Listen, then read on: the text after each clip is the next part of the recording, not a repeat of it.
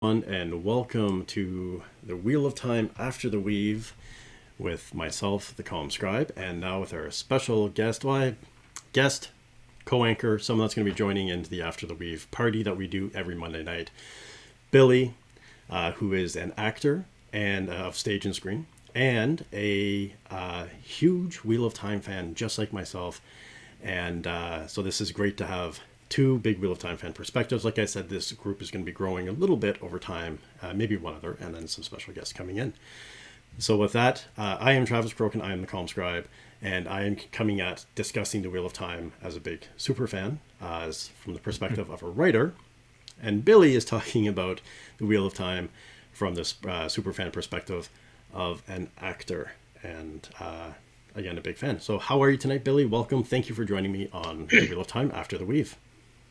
Thank you very much. It's a pleasure to be here, and I'm so excited to talk about the Wheel of Time. I was a big fan growing up. This was like the series was right in my wheelhouse while I was a teenager, and this is a dream come true having it on the screen. So That's it, right? And that's the thing that I'm really stunned by is that, because I think we haven't had this conversation, but I think we're probably around the same age.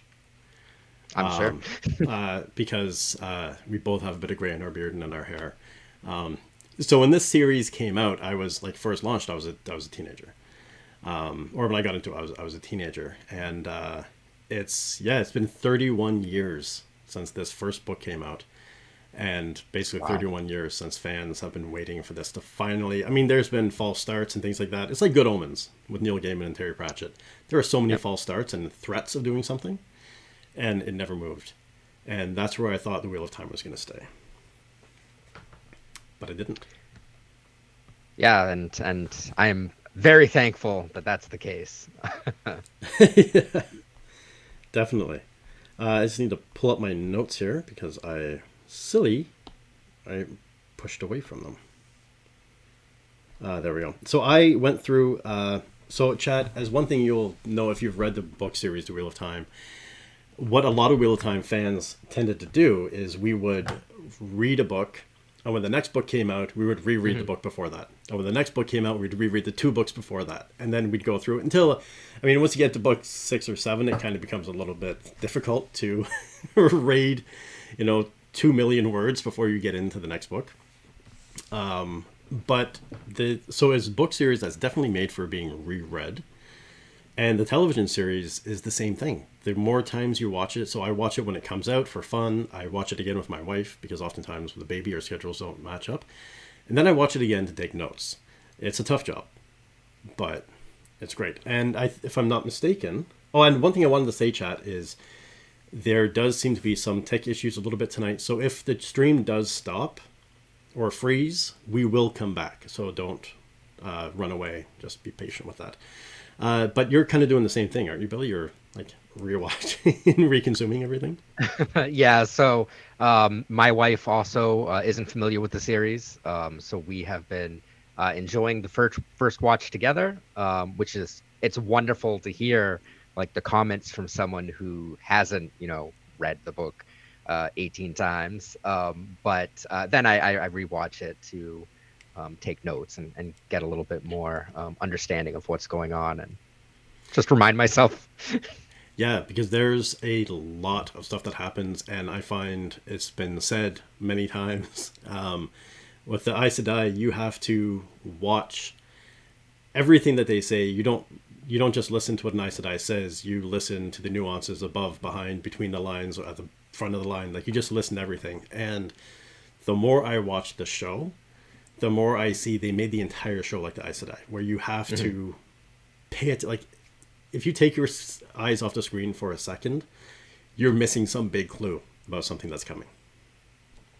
And I think one of the other interesting parts of the series so far in a whole is that there's so much symbolism and little touches that as someone who's read the book you can see, and it doesn't take someone who hasn't read the book out of it, but it's like a little nod to the people who have read the books or read the series and kind of know what's going to happen. That makes you go, oh, that's really cool. I like how they did that. Yeah, and a little nod and little mini heart attacks. along the way. Yes. Because that's something I found when they find episode 3, when they find the IL soldier, or IL person that's dead in the cage, and they drag them down. And a little bit of a tiny little spoiler here, chat, nothing too major to worry about, but they pull a stone dog sculpture out of his pocket. And that's, so everyone that's read the books is like, oh, that's one of the AL clans, is the Stone Dogs. And there's a main character from the clan that's in there. And everybody that I know that read the books were like, oh, wow, was that this guy?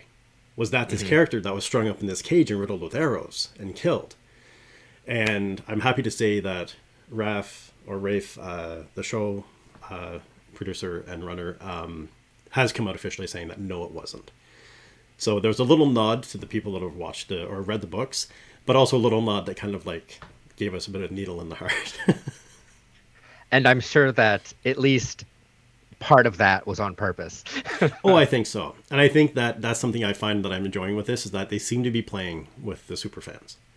Yep. And again, so this is a new weaving of the pattern. This is a new telling of the story. This is an adaptation. So this After the Weave is not going to be, but in the book they will make references to it once in a while, because there's some things we do need to make reference to. But for one thing, it's a new telling of the story. And for another thing, from the show producers themselves, some things that happen in book 1 are being held off until book 2. And the other things like that. So the story's been broken up and disjointed a little bit, and there's some things that, I'm not going to say how it's been brought forward, but like the introduction of the White Cloaks happens a lot later in the stories.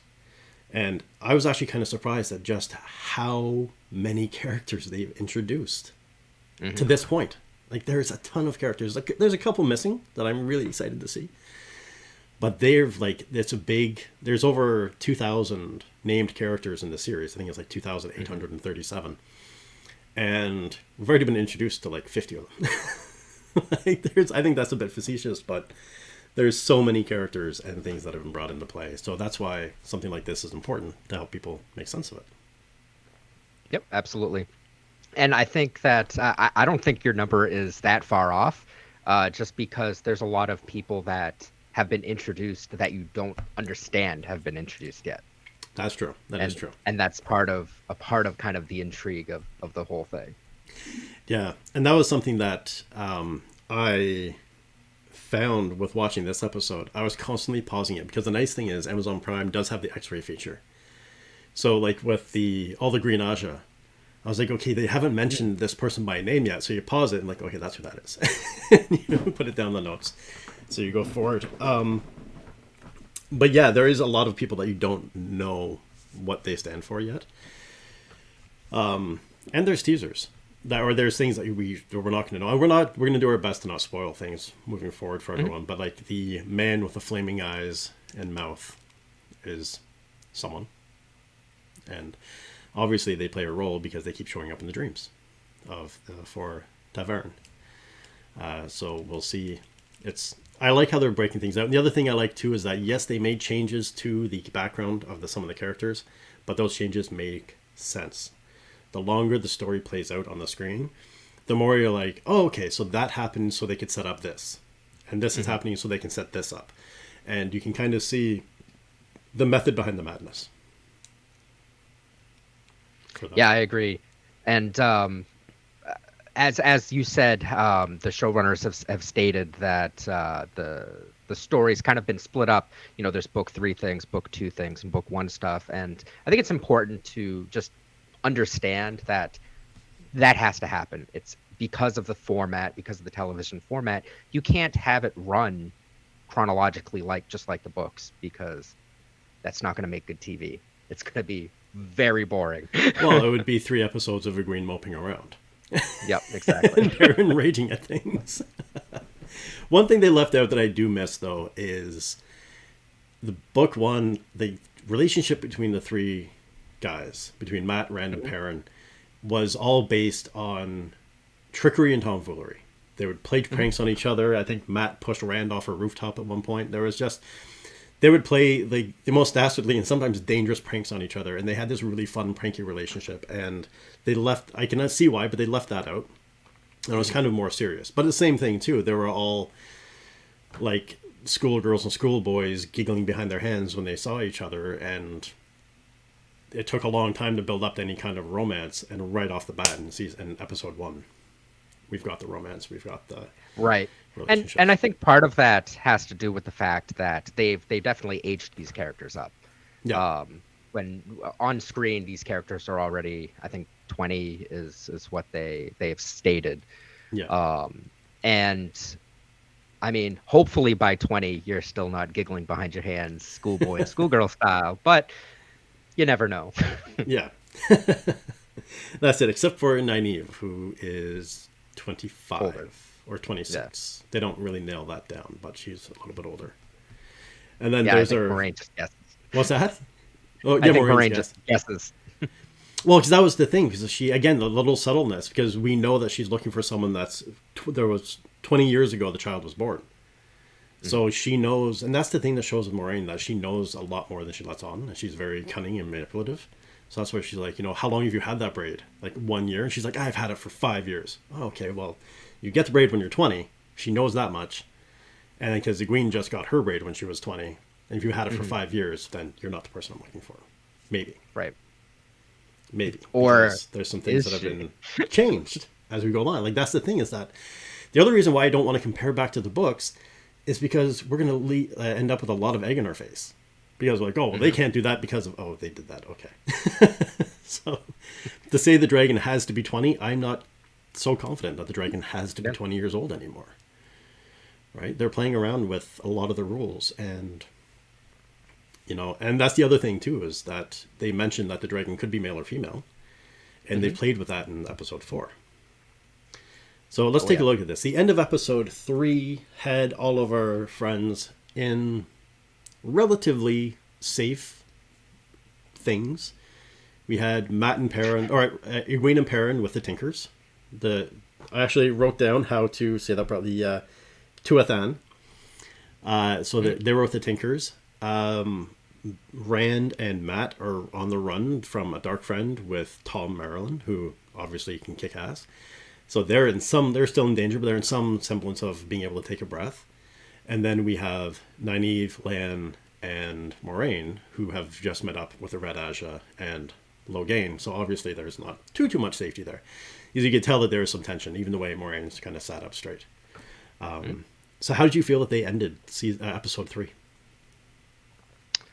Well, I mean, I'll give you the straight answer and say I was disappointed because I wanted episode 4. And I was so spoiled getting the drop of 1, 2, and 3 at the beginning. But Yeah. I felt like it was a comfortable place to end, considering the other options of ending on episode 1 or ending on episode 2. At least you felt like they were in some sort of safety for the week that you had to wait for the next episode. And I felt like for the most part it was a good place. It was a good place to end and pick up this week, and they picked up hard this week.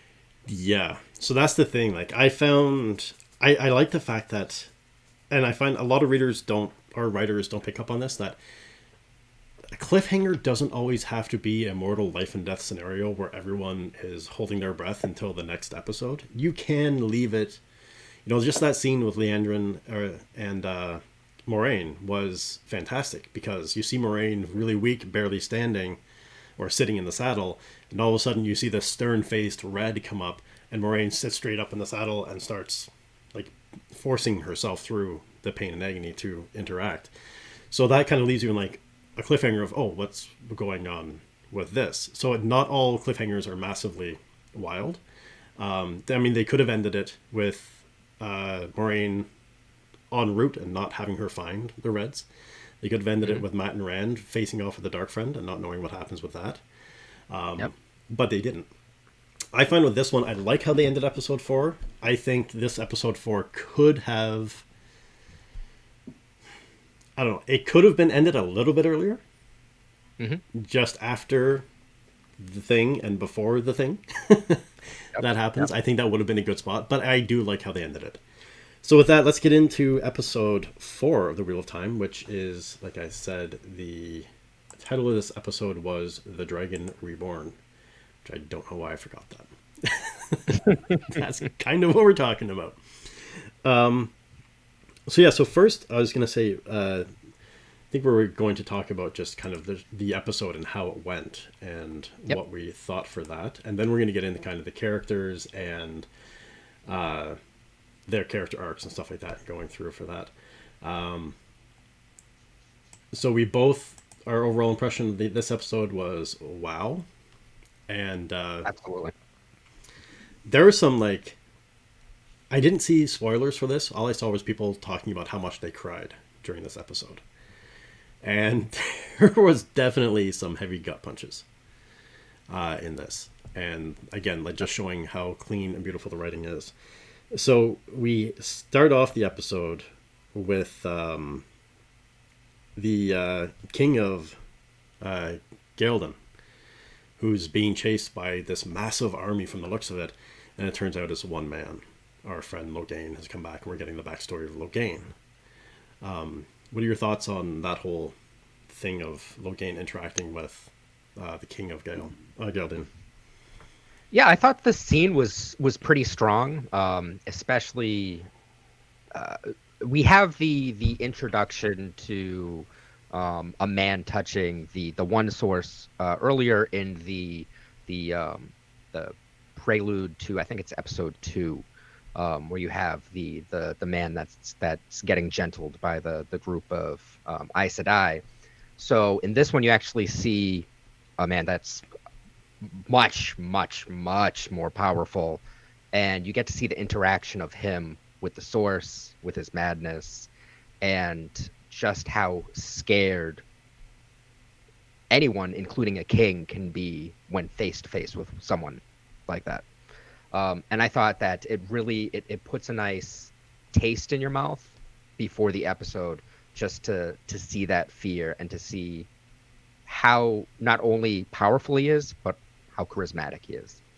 Yeah, definitely the charisma. Like, I've often said that the Wheel of Time story is kind of a retelling of, in a way, kind of a retelling of the biblical story of Jesus versus the devil.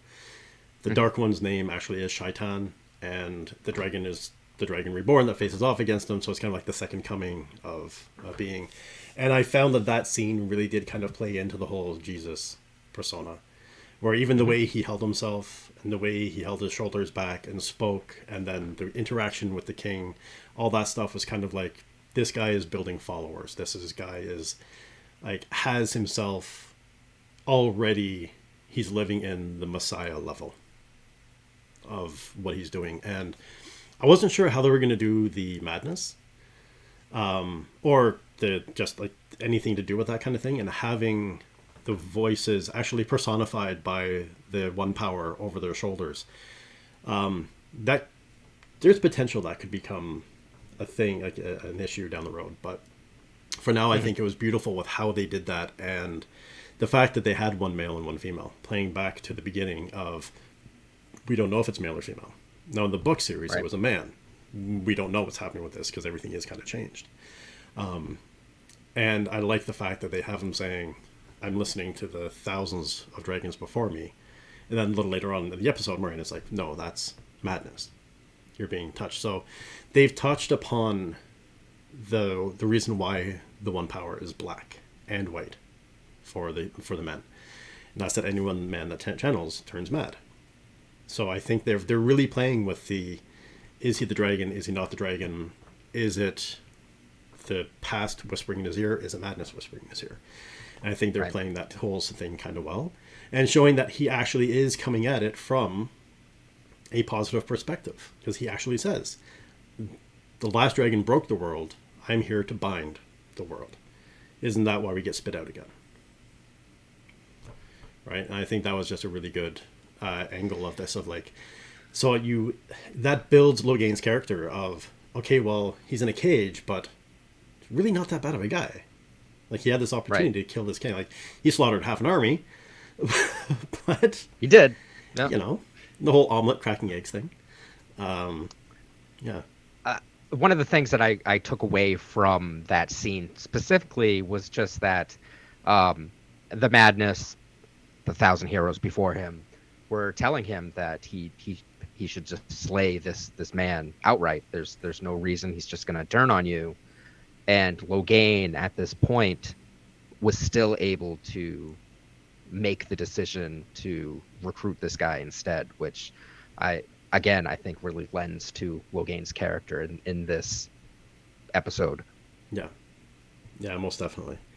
I realized I did my notes a little bit weird because I should have. I'm still trying. There's so many things, and it's just like the books; they jump back and forth, right?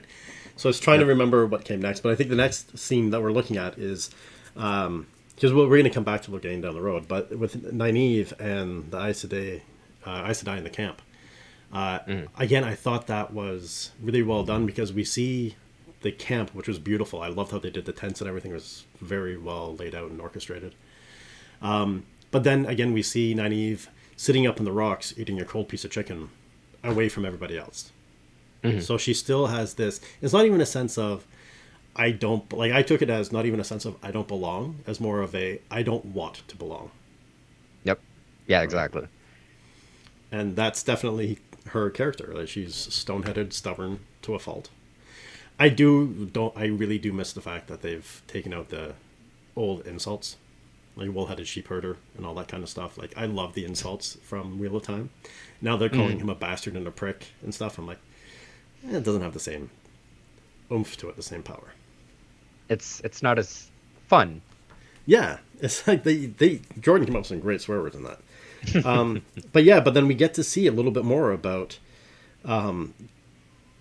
we also see Moraine getting healed. So we see the Aes Mm. Sedai healing, and I think that also shows a bit of a strength of the Trolloc and the Trolloc poison, where almost all other wounds get healed well, except you see Moraine still has the scar, and Tam still had a mark. So the Trolloc poison could not be healed completely with the one power, Hmm. which Yep. was neat. But one thing I did pick up on is the showrunners really, really hate left shoulders. Moraine got stabbed in the shoulder, Tam got smashed in the shoulder, and then like there's just a lot of shoulder injuries, like in almost the exact same spot. Like there's something about the left shoulder that I had thought about that as well, although it was a fleeting thought. It didn't even make it onto my notes. But yeah, it seems to be the place to get hit for some reason in this yeah, world. Left shoulder. I was like they're aiming for the heart It's and they're just a little high. I figured they were protecting the sword arm. Yeah, like that could be actually that very well could be. But yeah, but then we also get to see a little bit more of the characters of There's a Little One. So we do get to see a little bit more of the characters of the Aes Sedai. We get to introduce to a few more Aes Sedai. We get to meet Hmm. Kareen, Alana. We already know Leandrin. And there's Moraine, and there's a couple of others that are mixed in there. We get to know some more of the warders as we go along as well. But I like the fact that they actually showed that not all is well with in the world of the White Tower. That there's backstabbing, there's things like just subtle little things like when Lan is training with the other warder, and he's like, "How are things at the tower?" Well, there's not a lot of people there. How's the Maryland seat? Still seated. So it just shows like there's the fact that he had to say still seated shows that there's something happening, Hmm. right? Yeah, Sorry for the and crying chat. There's a baby in the room or in the house, and uh, she doesn't have a mute button. sometimes babies happen. Yeah, exactly. Yeah, I thought that was a really interesting way to start slipping in the kind of politicalness of what goes on at the White Tower. And I also think that you continue to get a little bit of that manipulation and, you know, mud shoveling when you come up to the scene where, um, what is it, Leandrin speaks to Nynaeve and starts to pry for information, and it seems like it's going to be a little back and forth, like information sharing, because Nynaeve wants information about Moraine as well, and but it turns into Nynaeve just doesn't really trust any Aes Sedai, so she Yeah. ended up getting refuted. But And that was the thing that I liked, that really showed Moraine's, or Nynaeve's strength, is the fact that she comes up and she's like, Aes Sedai, as you can tell, they're to be feared. There's a lot of people in the world don't like them, they don't trust them, especially when they came through, two rivers, and you saw that interaction. And then with her, she's like, what do you want? I'm guessing you want answers. So I'm going to ask you questions first, and depending on how you answer, like, she turned the tables and she took the reins from Leandrin, which is... And when she was beautiful. Done, that was it. Yeah, there was nothing left. But it was good. It gave a bit of a backstory of how long Moiraine and Leandrin... Well, that's the thing. It didn't. It didn't give this... You don't have an idea of how long they've known each other, or if they were friends beforehand or not, because it kind of cuts and comes back to Leandrin saying, and she chose the Blue Aja, and so I was like, oh, okay. But we did find out that so far the blue are spies and self-important. The green are the battle Aja and the warrior Aja, and that the red are the basically the law and the authority and the hunters of the Aes Sedai. They track down any men that shouldn't be that are channeling that shouldn't be, and as Leandrin really creepily said, and to me it's a sense of foreshadowing where she's like, and any Aes Sedai. So to me that's like, that just like rang a bell of foreshadowing in my head, where she's like, we track down men that shouldn't be and Aes Sedai. So it's like, so they're the trackers, they're the hunters, they're the wolf. The reds are the wolves of the Aes Sedai, from what I can tell from how they've peeled it out so far, right? Right. Yeah, absolutely. And I just think it was a lot of information about the Aes Sedai, very cleverly packaged in just a couple tense scenes. Yeah, and I like the fact that they do have that, where there's such a rich history and such a rich background that they're doing info dumps really intelligently, through conversations, through song, through tales, through different things like that, through explanations. Like, there's even just that scene of the Song of Manetheren, and how that cemented the characters of Rand, Perrin, Green, and Matt, and Moiraine, but it also gave the backstory of who they are, where they're from, what the Old Blood is. And then again, the Old Blood comes back up in this, when Lan and Moiraine are talking to each other a little bit later on in this episode.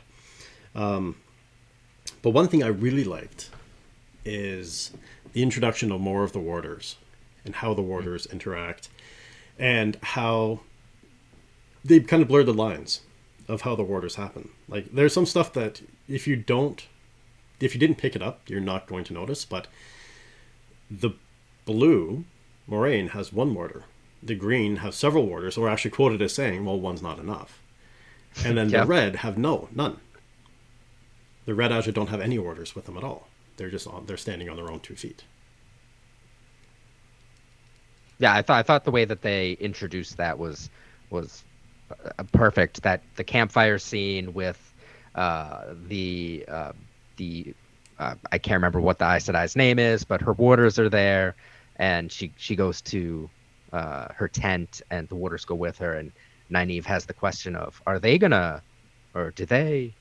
Yeah, and it's kind of like, so that kind of gives a hint of like, well, what about Lan and Moiraine? Because they did such a good job at keeping this distance between Lan and Moiraine in the beginning. Now it's like kind of blurred a little bit, because then again, Lan comes back and they have the conversation, and she puts her hand on his, and he's like, well, I shouldn't have had a drink. You always get emotional when I drink. Which is another good show of, they talk about the bond. So the bond is first introduced with Nynaeve trying to heal Moiraine, saying this is really going to hurt, and I know you feel everything. And then talking about how it's closer bond than even a man and wife, or son and daughter, or father and daughter, or anything like that. And then it goes into the fact of, I had a drink, you're feeling the effects. Yep. So it shows there is a solid connection between these two, or between warders and their Aes Sedai.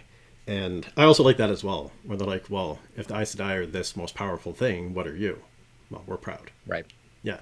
But I do like the fact that they also made, I'm going to go out on a limb and say they made Corrine's, not Corrine, but Alana's, I think it was Alana that came out and got her 2 warders.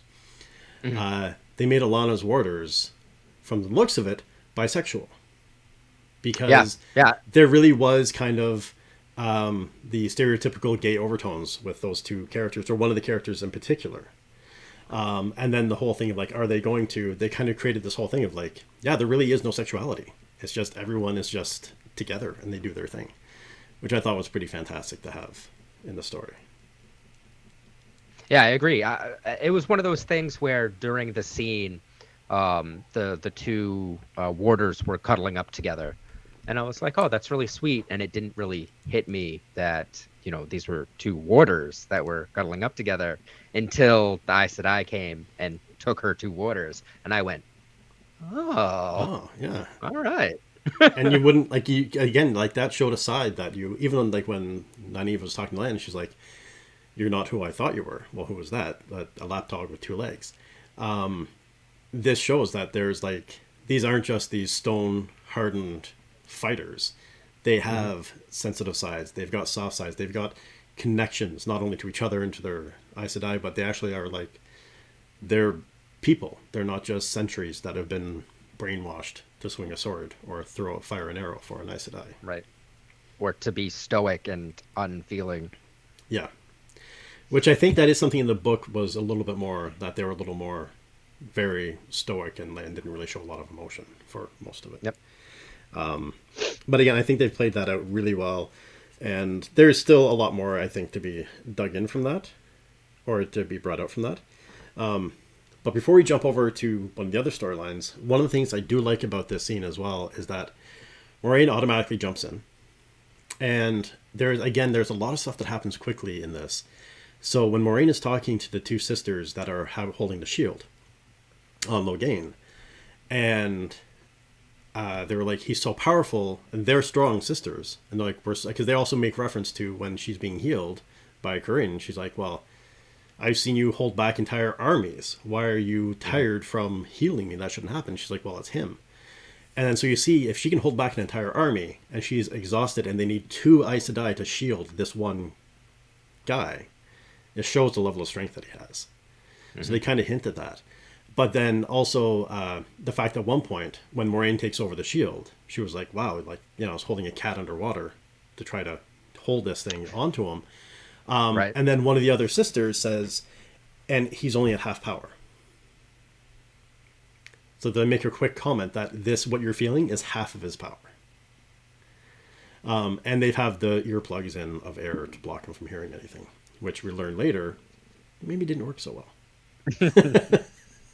for that. But again, I just loved that scene of how they set up him, how they set up his strength, and the tension that they write into the scenes. So when they're talking about the dog, Moraine's dog, when she was being trained as an Aes Sedai, and so you're sitting there, I know for myself, I was sitting there going like, okay, you just showed how powerful this guy is. You're all just walking around talking about dogs. Like, should you not be sitting there putting all of your energy focused in on this? And that was my first clue that maybe he's hearing more than they're letting on. Because all of a sudden there's that poof, and he blasts, like he attempts to break the shield. And then they jump back and they kind of tighten everything. But again, that was two very powerful sisters. And without even flinching, all of a sudden the shield gets bowed out and comes back when he knows that they're distracted. Now, it could have been he was watching them and saw that they were kind of distracted. Or it could have been that he was hearing. Or maybe he felt the fluctuation from them just not paying attention as closely as they were. We don't know. Yeah, that's a good point as well. Like because again, there's so many things with the magic that ties in to that. So we're going to come back to the Aes Sedai camp.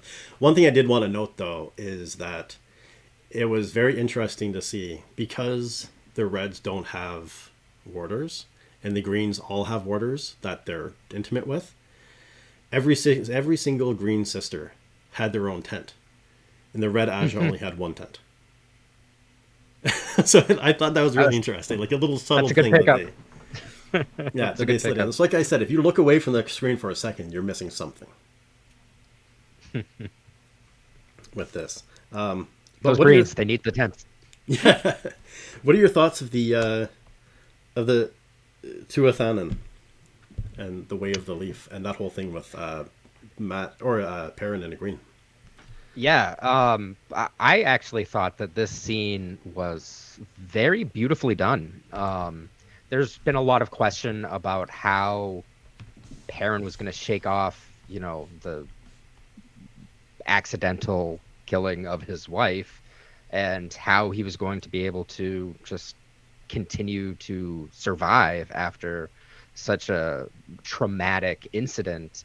And I think this discussion that he has with the elder Tinker really is showing how he's going to be able to adapt to life after incident. Being able to explain that they believe in the soul coming back around as the wheel turns, and that all that's lost will eventually come back, and all we can do is make the world a better place. It was a really touching scene with her discussing the slaying of her daughter and seeing the emotion in Perrin's eyes as he recognized the fact that, well, maybe I can work to make the world a better place for when my wife comes back. Yeah. I thought it was absolutely amazing. No, even just that description gives me chills again. That was just so beautiful. And the fact that like the Tinkers, so that for those of you who may not know, Tinkers, the traveling people, or the Tuathan are the same. There's just different names for the same group of people, which are based off of Irish travelers, actually. The Irish traveling groups that we have in Ireland. But anyways, I found too that, yeah, the acting by the actor that plays Perrin is phenomenal, and you really could read so much emotion on his face. But even so, you did see him kind of be like, you know what, there is a way forward from this, at least a way out of his grief and anger, not leaving it behind, but he's kind of found a path that he can take. And even when they're first walking, and the elder is explaining the way of the leaf, and she's like, have you ever picked up a weapon, a sword, a knife, an axe? And then that brief pause that he does is, to her, she's like, that's his soft spot. She doesn't know what happened, but she's like, that's the spot. And then she goes on to, how did that situation turn out for you? Anyone who picks up a weapon always ends up in misery. So that's why it's the way of the leaf, because we don't fight. We have no weapons. We just keep things peaceful. What I didn't catch the first time viewing is when she was talking. So Egwene, there's another really beautiful scene with the song. But when Egwene and Aram are talking, he's talking about the song and how they're looking for it. And he's kind of explain what the song is, which we'll come back to. But then she's like, well, your grandparents really seem to believe in it. And I was like, oh, well, which one are the grandparents? Like, because there's so many of them. But when Perrin is talking to the elder, and she's talking about her daughter dying, very briefly, she says, my daughter, Aram's mother. Mm-hmm. So she is Aram's grandfather or grandmother. And that means that her daughter wasn't like 12 or 14 when she was killed. She was older because she had a son already. She already had Aram at this point. But he was too young to know, and he's too young to remember her. So it happened, I just find the way they lay out the timelines is really neat. And I have to ask, what did you think about that scene with the song? With Egwene's, haven't you already found it? Absolutely. I thought it was very well done. I had mentioned this to you before. Arwen wasn't one of my favorite characters in the book. And the show has been really, really making me change my mind about that. I actually find him to be very charming and to really be earnest in his in what he says and how he feels about his own people, about the way of the leaf, about actually caring and listening to what Egwene says, specifically when he notes that she's missing or has lost someone. Like, have you found him? It just seems very heartfelt and something that I never got in the book. So I'm actually very, very pleased with how the scene went. And the casting too. I think he's he's a very attractive young guy. So even his hairstyle, his eyes, his skin tone, and like the smoothness of his skin, like everything is just there's just an immediate attractiveness to him. So you do have this draw in that you kind of want to like this guy from the very beginning. Like even his smile, he's got this like kind of crooked smile. That's just, you're like, okay, there's a charm about this kid that is really something else. But one thing that struck me in the second time viewing was the hidden threat that was put in to that scene with the Tinkers. Because when they were walking, they're talking about the way of the leaf. They're talking about how they have no weapons, how they have no, they just either run or they die, and they expect to come back at some point. And then the next day, it cuts away, and when it comes back to them, it's the exact same shot from Beltane. The group of the camera angle from above, starting low and then backing up, and seeing the group of people dancing and swirling around with each other when they're playing the song. And that's the exact same shot that they used for Beltane just before the Trollocs attacked. When you see them dancing in the circles, the camera pans up and then it moves back in. So for me, the entire time that they were dancing and moving and doing their thing, I was like, shit, they don't have weapons. When's the next attack coming? Right. Like, it was such a subtle setup to subtly increase the tensions and the stakes, to be like, oh no, is there something, like, there's something happening with everyone else. What's going to happen with them? Like, they can't have an entire episode of peace. So what's coming, right? Right. Where are the Trollocs? Yeah. And I just found it was just a beautiful setup of, like, just little subtle things to kind of tweak people. But yeah, I do like how they've set that up with the Tinkers and with things. And also, I think we're going to see more of Aram. I think we're going to see more of that relationship between Aram and Egwene and Perrin kind of grow a little bit more, because we do have, to me, the foreshadowing in that was where he was like, oh, well, you know, some Tinkers leave. When they turn 20, they leave and they go about in the world for a little while. And that immediately in the back of my head had me thinking, well, how old are you? Right. Like, you kind of look like you're like 18, 19, 20 years old. So it's like you're ready. Yeah. And he kind of seems like, again, the whole thing of, like, not fully believing. And then the fact that he states, like, they go out to see if they believe in this way of life and they want to come back. So again, there's a lot of subtle foreshadowing to that, and I'm kind of interested to see how that gets played out. Absolutely, me too, and I really hope so. I really hope that he gets more time, because. Yeah. But I mean, I'm anticipating at some point that, because the story is what the story is, not from anything from the book, but just in general, nothing stays peaceful for very long, and. It's already going to be heartbreaking to see the Tinkers get attacked. You know, at some point they're going to get attacked. They're going to cross paths with the White Cloaks. They're going to cross paths with Trollocs, with the military, with something. Something is going to happen that's going to upend their apple cart. And it's already kind of painful to think about with that. But talking about foreshadowing and stuff, Matt and Rand. Yes. Wow. That is absolutely wild. So we've talked previously on the show on After the Weave, about the concept of who is the dragon. And so we know Egwene can channel a little bit, or she can touch the swords. We know there's something happening with Perrin. We don't know what, but there's something going on with Perrin. And the only thing we've seen with Matt, or with Rand so far, is throwing his shoulder against the door and it blasting open in a burst of blue light. And the fact that he saved his father, who was a swordmaster. But see, these are like two subtle little things, and then nothing else. Like, Rand is just Rand. So, Was that blue light a fluke? Was it a flash or fluke, or what was it? And then when the dark friend, Dana, was talking, and she's like, I've seen the 5 of you in my dreams. Well, obviously, that's going to be Matt, Rand, Egwene, Perrin, and Logain. Right? Right. Because Logain is already calling himself the Dragon Reborn. And he's got a lot of power that he's wielding, he's going through. So he really set this up really nicely. But Matt was just Matt. This cunning kind of guy going around doing stuff that maybe he shouldn't be doing. And then all of a sudden we see that Tom has taken him under his wing for a reason. And that's all because of his nephew Owen. Right? Mm-hmm.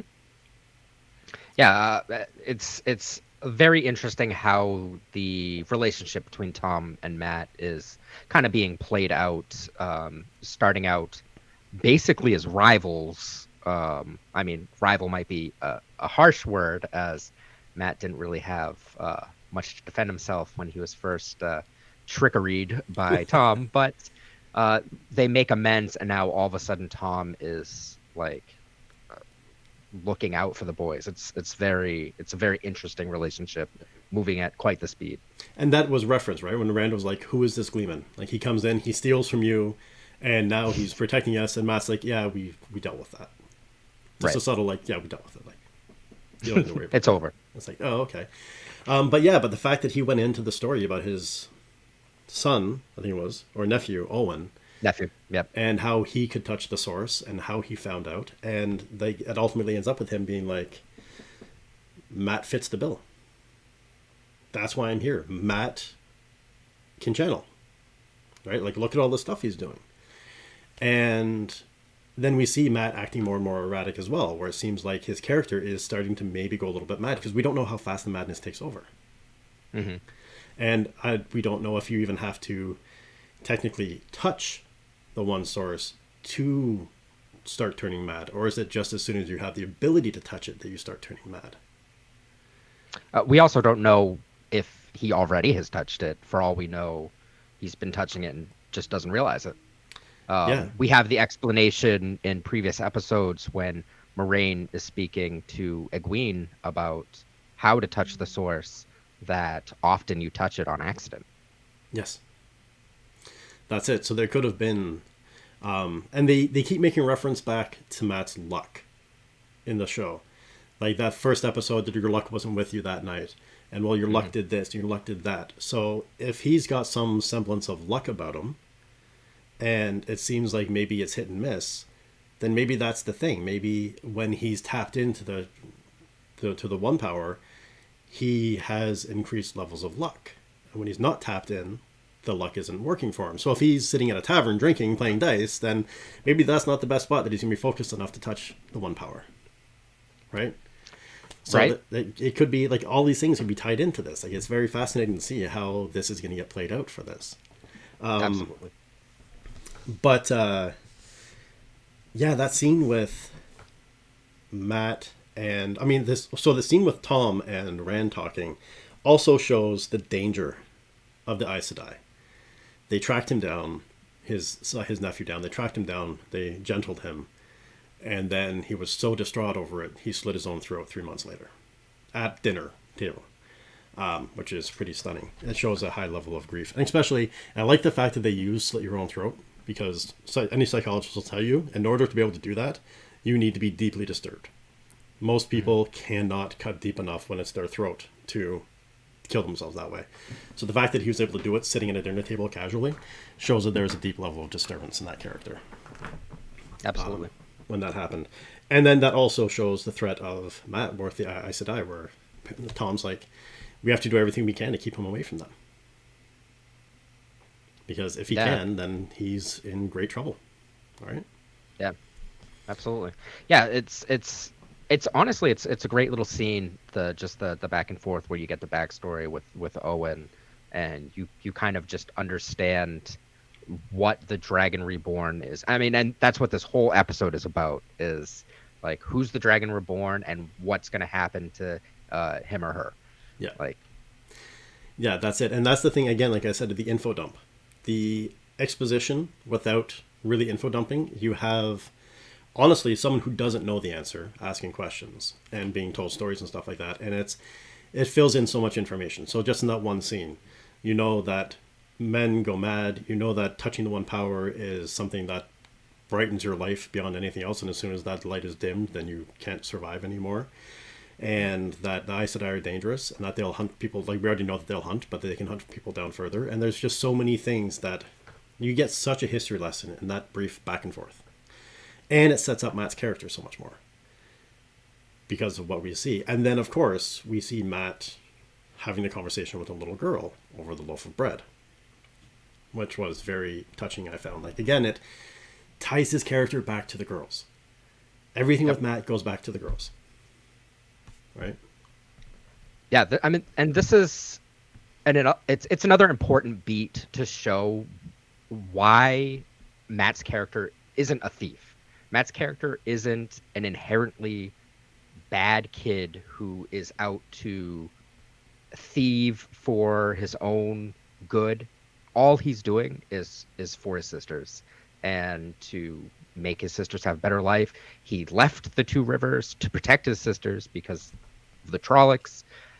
It really shows again when he has this conversation with the little girl that he's always thinking about them, and everything that he's doing is for them. Yeah, and his heart. I'd call him a scavenger at best, or at worst, because and because the way his family is set up, he has no choice but to scavenge to make the girls survive. And I think his heart is truly shown in that scene.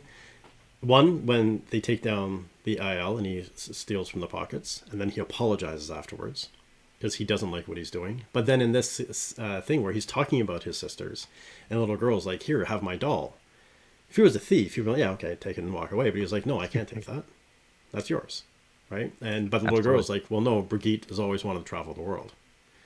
And I'm not going to get into the reasons why or anything like that, but I really love the name of the doll. I thought that was a fantastic name for the doll. It just kind of fits the theme, the story, the feeling with like Rand, Matt, Perrin, Brigitte, Egwene. Like the names of all of this stuff is so well done with this story. It seems like everything is kind of thought out for a reason. And even like Nynaeve's name. And I think the showrunners knew that people that read the book were going to be pronouncing the names differently. So that whole scene with Leandra and Nynaeve, she's like, "Well, I don't even know how to say your, like, I can't place the accent." She's like, "Well, that's because you haven't heard me talk yet." And it's like, "Yeah, I can't place how to say your name properly because you haven't heard it yet. Because you haven't seen it said live on show yet." So I thought that was just kind of a fun little, like, there's a couple of like almost breaking the fourth wall things that are a bit quippy that I liked.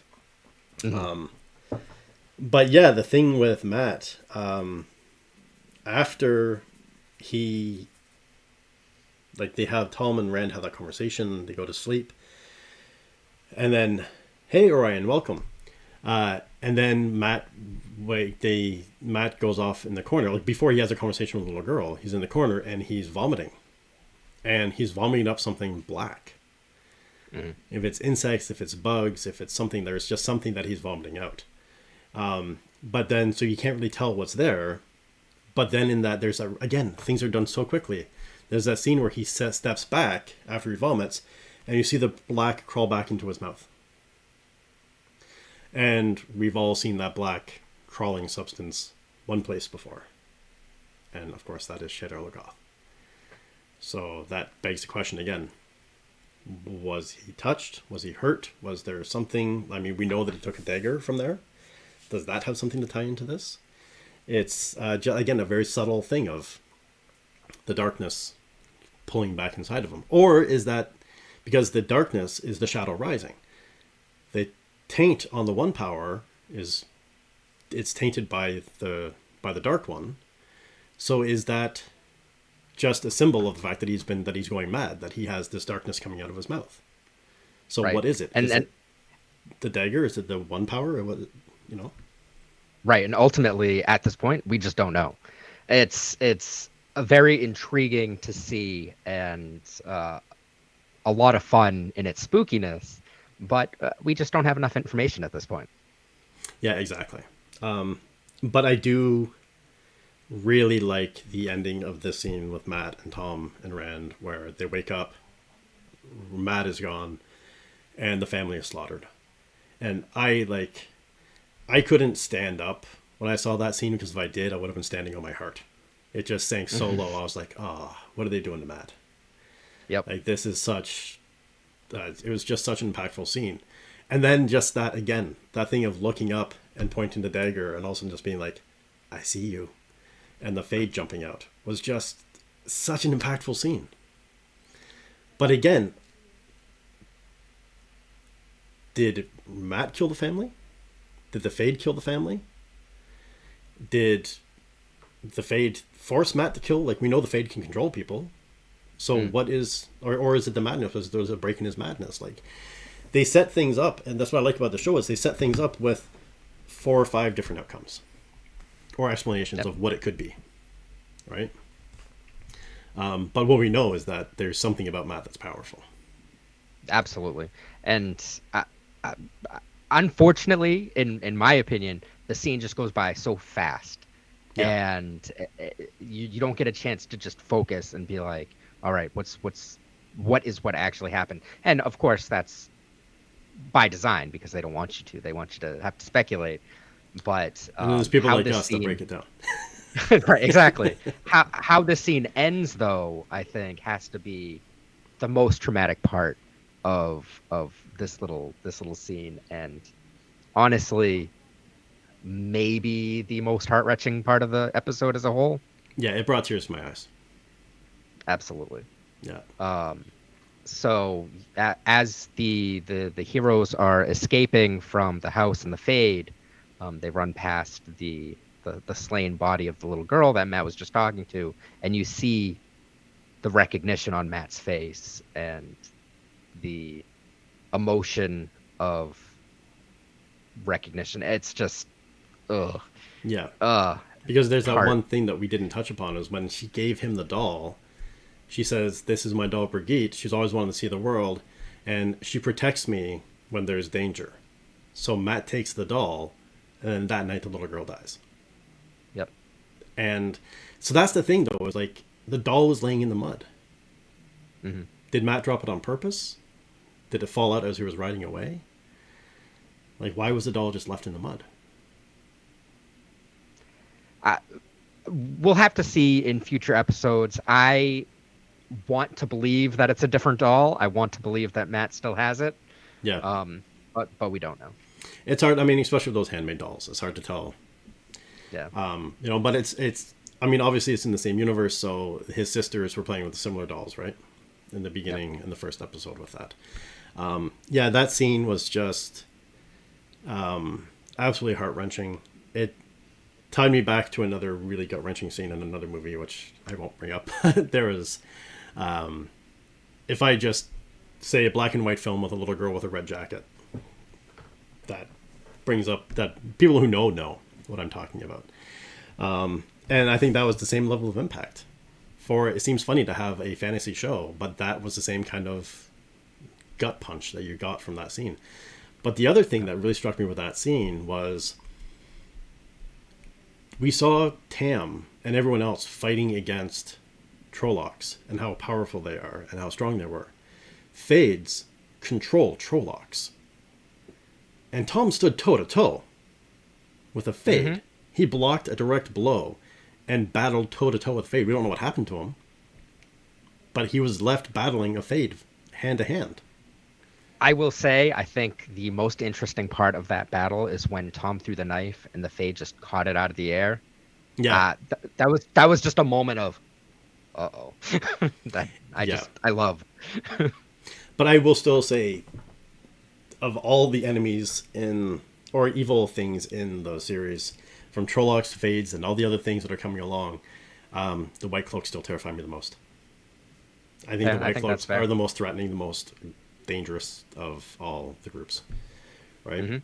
But I do like the fact that there are no stupid enemies. Even the Trollocs have some level of intelligence. They don't necessarily have the same level of intelligence that they did in the books. Excuse me, in the books they actually spoke. If you remember, the Trolloc that attacked Tam and Rand actually was named Narg and actually spoke in the series. So it's kind of sad that I don't know if they've dumbed them down or they just left that out for brevity's sake.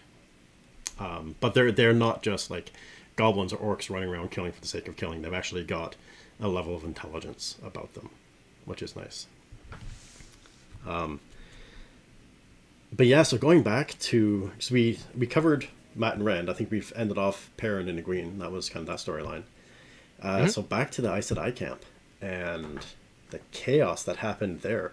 So there was a scene that really stuck out to me in this, and that was when Lan and Moraine are talking in the bedroom or in the tent, and after she has seen Logain for the first time, and Logain has attempted to break the bond or the shield, and we see how strong he is. We've been given clues and hints, and can defeat half an army by himself. He can bring kings to kneel beneath him. It takes two sisters to shield him when he's at half strength, and he is just. And then even then, he almost breaks the shield when they're slightly distracted. And then, if you have to listen very carefully, but in this, there is a moment where Lan says, "So you've met him?" Yes. He's too old. Well, he's too old for to be the Dragon Reborn, technically speaking. And then there's the moment where, if you're listening really closely, Lan says, "Is he more powerful than Egwene?" And Moraine looks at him and says, "No." So in that one scene, we learn that just from the little tinkling of power that Moraine did with Egwene in episode 2, that Egwene is more powerful than Logain, which really sets her on the path to possibly being the dragon. Because later in that episode, we see Moraine talking to Logain, which is a pivotal moment for so many reasons. But in that scene, she's like, "You are a pinprick of light against a fireball sun of power that the dragon has. Like, you don't have the power." And then he's talking about, then we find out that we've already found out that Egwene is more powerful. So we're kind of like, oh, well, if she's not doing that, like if she's saying that, then maybe there's something more there. But also the fact that it shows Moraine's intentions a little bit more, because she's not there to gentle him, to block him from the source. Not all this, from the looks of it, not all the sisters want to kill the dragon. And I think if Moraine wanted to kill the dragon, she just would have killed the 5. Or killed the 4 Taveran that she came across. Right? Yep. So it looks, for all intents and purposes, that Moraine is going to be kind of a guiding force that is actually trying to protect the dragon. And from the looks of it, it looks like he's, or she is going to be needed to be protected from a lot of different things. From Trollocs, Fades, Aes Sedai, White Cloaks. There's just so many things coming after them. So I found that scene was really pretty amazing to watch. Yeah, it's very interesting to hear. I didn't catch that they mentioned Egwene, so that was a big surprise to me in the past hour when you first told me. But yeah, it just goes to show. I had obviously we know that there's 5 people that could be potential dragons, and we knew that Matt's already being targeted as one of them by Tom, and we can discuss the potential 5th one at the end of the episode. But I had started to write off Egwene as she just didn't seem to be that powerful. So this acknowledgement of how powerful she could be by Moraine is huge, because it just throws her back in the mix of who's the dragon. Yeah. Because right now there is another surprise, and we're going to get to that. But that's what I found was the, for me, they've kind of, like, right now, Rand and Perrin are kind of knocked out of the running. There's something funny happening with both of them. They're Taveran. There's something special about them. We know that they're Taveran. But what is it? Because there's really nothing, like, too special or shiny about them. The only thing we know so far is that for some reason, wolves tend not to eat Perrin when they cross paths with them. They kind of help him a little bit. Just taste him a little, it's fine. Yeah. But that's the thing I know, again, for subtlety. We see the wound on his leg twice. We see it bleeding black blood, which means there's Trolloc poison. We see him limping and favoring that leg. And then after the wolf licks his leg, he's no longer limping, he's no longer favoring the leg, and he no longer checks it. Mm-hmm. Which to me is a sign that somehow the wolves took the poison, helped heal him, did something to help him with that. Like the leg, there's something to do with the leg. Yep. And that connection. Because I've been cut and had my dog lick it before, and it didn't change anything for me. So there's some kind of connection with that. It's also to point out the only wound so far that's not in the left shoulder. That's true. There we go. Until all hell breaks loose. Yep. Logain's army is sent scattering home to their mothers, as was said by one of the sisters. And then all of a sudden, the ward. I love how they did the ward. Yep. The thing, like the little ting ting going off around. That's where I'm kind of curious to see if they're going to continue that, because there is one issue that I had with this that we're coming up on that really bothered me, and the So the wards go off and the military comes rushing in, and that scene really hammers home why the most powerful women in the world need male warders with them. Yep. Right. And do you care to expand upon that? Like explain how that relationship kind of works and flows, or? Yeah. I completely agree. This was something that actually I was discussing with my wife because she was very curious why the warders were needed because these are, like you said, the most powerful women in the world, and they were, calling lightning and throwing fireballs and doing all kinds of things, fighting in the two rivers, and in the middle of this fight, or close to the beginning of this fight, she just had this moment of aha, where she realized that this power isn't necessarily quick, and also just based on their own oaths, they can't really attack first. So they need to have someone to watch their back, especially in a fight like this where you Yeah. got arrows coming from all sides.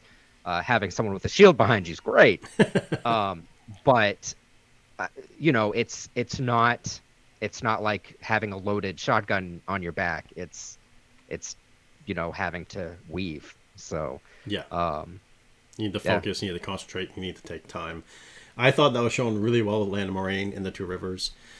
Obviously, accented really quickly with the Green Sister and then the shield and the arrows. Like that was a beautiful tie-in for that. I love how they were like throwing up dirt and casting, like using the. I love how they're showing how the power is used. And yep, while they haven't really said whether or not the one power is connected to the elements, it seems to be. right. Because the power is pulled from the rocks to throw the stones. The power is pulled from the earth to throw the earth up. The power is pulled from the water to spin the whirlpool. There's all these things. It seems like there's an elemental connection to how this all kind of works and how they pull things together. Yep, exactly. Yeah. One thing that... So, I do have memory issues, so sometimes it takes me a moment to catch up on something. But I noticed at one point, as the war is happening, or the attack is happening, and they turn and they run to go into the cave, all of a sudden there is a man laying on the ground, dead, with a shield, and like an emblem on his chest. And I was like, oh no, at first I was like, oh no, one of the warders died. Like, which of the warders was killed? But I didn't bother going back to check on it. When I went back and checked this time, it was the King of Galdan. Oh, So that man you saw with the colorful interesting. tunic and the shield on his chest, like the imprinted shield on his chest, was the King of Galdan. Interesting. So not only did he take knee at the beginning, he He fought. joined Logain and gave Logain, for all intents and purposes, half of his army, the half that survived. So this wasn't a ragtag bunch of farmers that were throwing their hat behind a dragon reborn. This was actually a battle force, like Like a war, an Kingdom's army. army. Yeah, Yeah. that he had. So I think that kind of explains why the tide of the fight didn't turn that quick.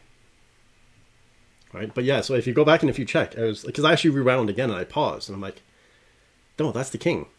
That's from the Wow. beginning. That's the king that died. And so not only did he give Very the army, cool. the king actually fought for him. And died. Yeah. So that was pretty impressive. But that was the thing I found is they do go in. Maureen is having this conversation, and that's where she's like, you know what? You're not listening to the You're not listening to the dragons in the past. You're going insane.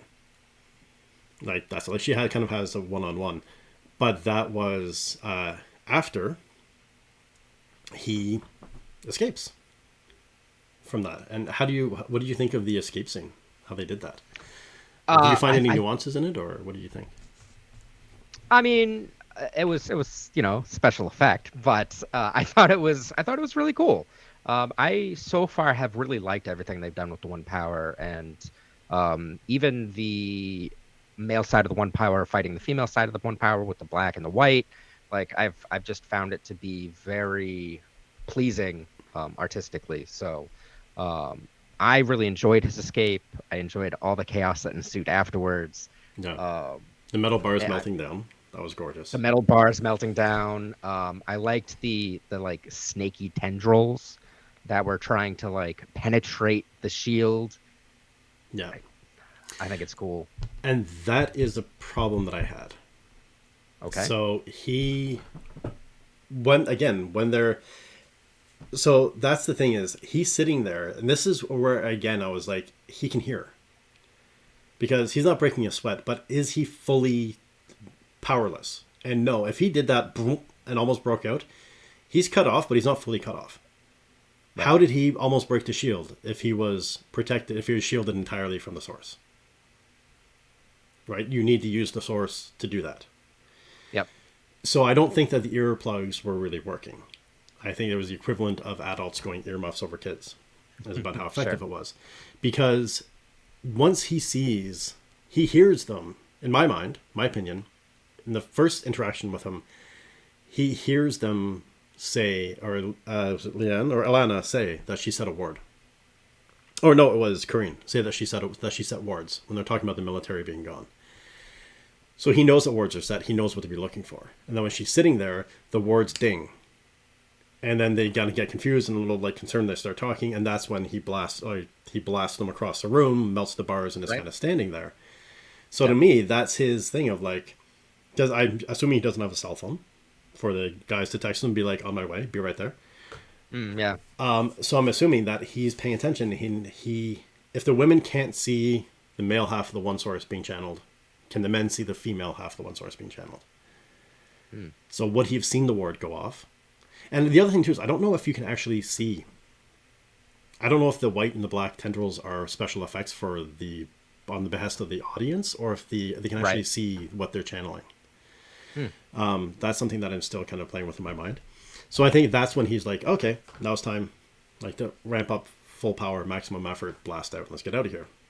But then Moraine comes in, the other one wakes up and throws him back, and they start to shield him again. And that's when the tendrils are trying to poke through, and that therein lies my issue. My issue is with Corinne's death, because Okay. Corinne, Moraine, and Leandrin are blocking or shielding the dragon again, and they're trying to put the shield on. They're fighting against it, and then that tendril pokes through the shield and starts going towards them, and then Corinne looks at the tendril, looks at the others, throws a shield across the others, blocks two of the shots from the tendril, takes one in the chest, and gets knocked down. If the women can't see the male half of the true power being woven, Then she can't how see did that. she see that? How did she throw up the shield? Or was it because he broke off a piece and used it as a projectile? Right, because it was really like a split second before they flew. But Right. or can they see their shield and they saw that there was something breaking through their shield, so she was like, "Oh, something's coming, and I have to protect." But to me, that was kind of like a bit of a misstep, where I was like, "What? Okay, you just in the same episode said you can't see the men weave, and now when I said I just protected two sisters from a weave." I don't have an explanation for it, but we can definitely theory craft around it. Yeah, exactly. And I think that's possibly what. So the internet connection is saying it's unstable again. I don't know why, but we should. I think things are still kind of running smoothly. But yeah, and then that brought in another trope that I don't like. So we see Corinne get killed and Yep. go down. The thing with the warder was beautiful. How they connected with the warder of how she felt and how he felt, and he had that impact. But I find for myself, there's some tropes that I find are overplayed, and I mean it does work. Obviously, it carries the story forward, but the trope of her warder coming in, screaming in rage, and screwing up the entire thing by slamming his axes into the shield. Which again leads me to believe that maybe they can't see the shield, because I think he actually thought he was going to take his head off. I don't think he was expecting Right. to be stopped. But to me, that's again, it's like the Star-Lord in the Marvel Cinematic Universe when he thinks Gamora is dead and he screws up everything with Thanos. Or when he finds out Gamora is dead, he screws up everything with Thanos. And that's my kind of thing where it's like, okay, how many times are we going to have to watch some hot-headed guy come in a rage over the loss of some love and completely screw up everything that's happening? But it did have a reason. It did fit in. It does kind of flow along. And maybe in a story like this, because you're in acting, would you say that that's a necessary trope to move stories along faster because it does work so effectively? I mean, it can be. I would not say that it's a necessary trope in 90% of the plots that it's used in. But in this case, I think the big thing in this case was this scene, as far as I can remember, is new. Like what happened here was like mind blowing. My jaw was on the floor the entire time I was watching it, and it wouldn't have been possible without something to cause the wounds on everyone and cause the scene to be played the way it was. Yeah, it really did play in, and Uh, that was beautiful. right. So as a means to an end in this scene, I can see why it was used. I feel like they could have gone another way to do it. There were warders there. They all had weapons. They didn't have to.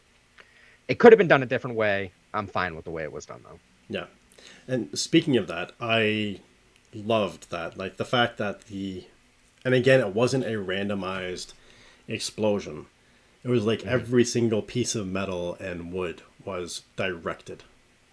Yep. Everyone in that room got taken out. You can throw 3 grenades full of shrapnel into a room full of people and set them off, and not everyone is going to get a chunk of shrapnel in them. And Yep. with this, 2 axes shrapneled everybody in the room and dropped, not just like a little ding, it dropped everybody. Like it killed the entire Yep. room. It did, except there was one noticeable person that somehow was able to get out of the way. Yes. Kiddo fan. Sure. So when this metal is corrupted, or I don't know exactly what the magic was that Logain did. The shrapnel just flew out, killing all the warders, all of the Aes Sedai that were in the room. But one noticeable piece lands 2 inches away from Nynaeve, which is very telling because in the next instant, in a very passionate rage, Nynaeve explodes. And when I say explode, I mean explodes into a radiant sun of power that heals completely everyone that's in the room and is so awe-inspiring that Logain is just dumbfounded as he repeats exactly what Moraine said to him. I personally think that she was not targeted, was not hit because of her ability, just her innate ability to uh, either deflect or just not to be in the way. I think that she had something specifically to do with it. I don't think Logain missed. Yeah, because I had a similar thought, because that's the one thing that we know, and that will kind of come out as well. And it's already been kind of whispered and seen a little bit, like hinted at throughout the show, is that there's something special about the Tavern. They, to this point, like while they've got the worst of the worst coming down on them, they kind of seem to like just slide through things. Mm-hmm. They like jump off just the wall at at the Shadow Logoth just in time.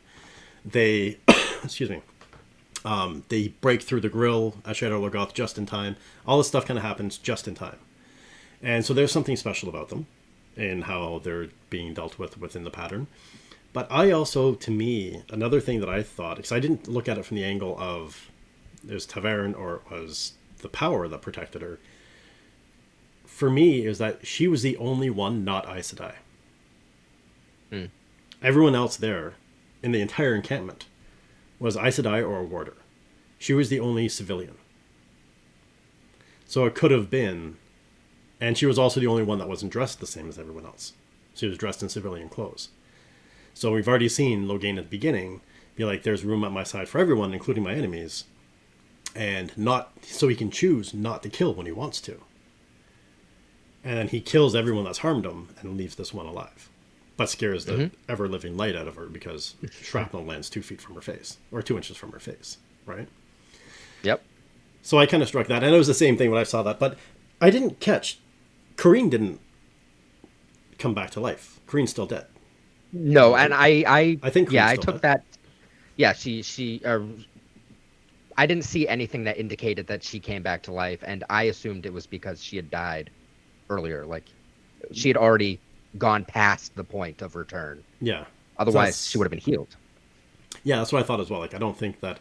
I don't fully remember from the books, but I don't think the Aes Sedai can heal death. Right, yeah. And in most stories like this, death is the one thing that can't be healed. Right? Like everything else under the sun can be healed except for death. Like that's just, once there's no spark of life, there's nothing to bring back to flame, really. Right. In someone. So, but then, yeah, so that was like in that scene, Logain discounts himself as a dragon. He's like, yeah, wow, like, okay, that's a fireball of sun.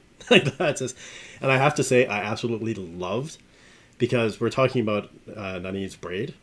I love the fact that if you looked closely into the middle of the sun when she was glowing, her hair was standing up. Yeah, it was really and cool. It was like coming up. It was just this really beautiful kind of like, this amazing scene that they had. And that was something that, I don't know if they're going to do the same, but in the books, Nynaeve had some kind of block stopping her channeling, and the only thing that allowed her to break through that block was anger. I don't know if they're going to do the same thing, but that is kind of what this was that she had no inkling. Like, well, we know from Egwene's conversation with Moraine that the wisdoms are channelers. Right? You're not, just because you can channel doesn't mean you're nice to die. You have to go through tests and go to the tower and go through all this other stuff, which we've learned from Moraine and Nynaeve's conversation in the pool. Because she talks about how her mentor and person who saved her life walked all the way to the tower and was rejected. So, and then Moraine tells Egwene that what you call listening to the wind is channeling. It's touching the one power. So from there, we know that Nynaeve has that ability somewhere in her, but it's never been hinted at, it's never been whispered at, it's never been anything until this massive explosion at the end when she gets super emotional. So it'd be kind of cool if they keep that, because I thought that was a neat thing that they had in the stories. Yeah. But, yeah, I agree. Yeah, so that Logain knocked himself out, and we're going to get to the rest of Logain's story, but Logain knocks himself out. So then we see the 5 Tavern that are possibly the dragon are, and I think in descending order of probability, for me at least, are Nynaeve, Egwene, Mat, Rand, and Perrin are the 5. Because I think keeping Nynaeve secret for so long and having her blast out 4 episodes in is kind of a good hint that maybe there's a little more that we've got planned for this character than we know. Makes you feel like maybe she's kind of important, huh? Yeah. But how did you think they handled the end of Logain? Well, not the end of Logain, but the end of Logain's thing for this scene for this show and this episode. Quote unquote tyranny. Yeah, sure. I actually, this was another like really big point, I thought, in this episode.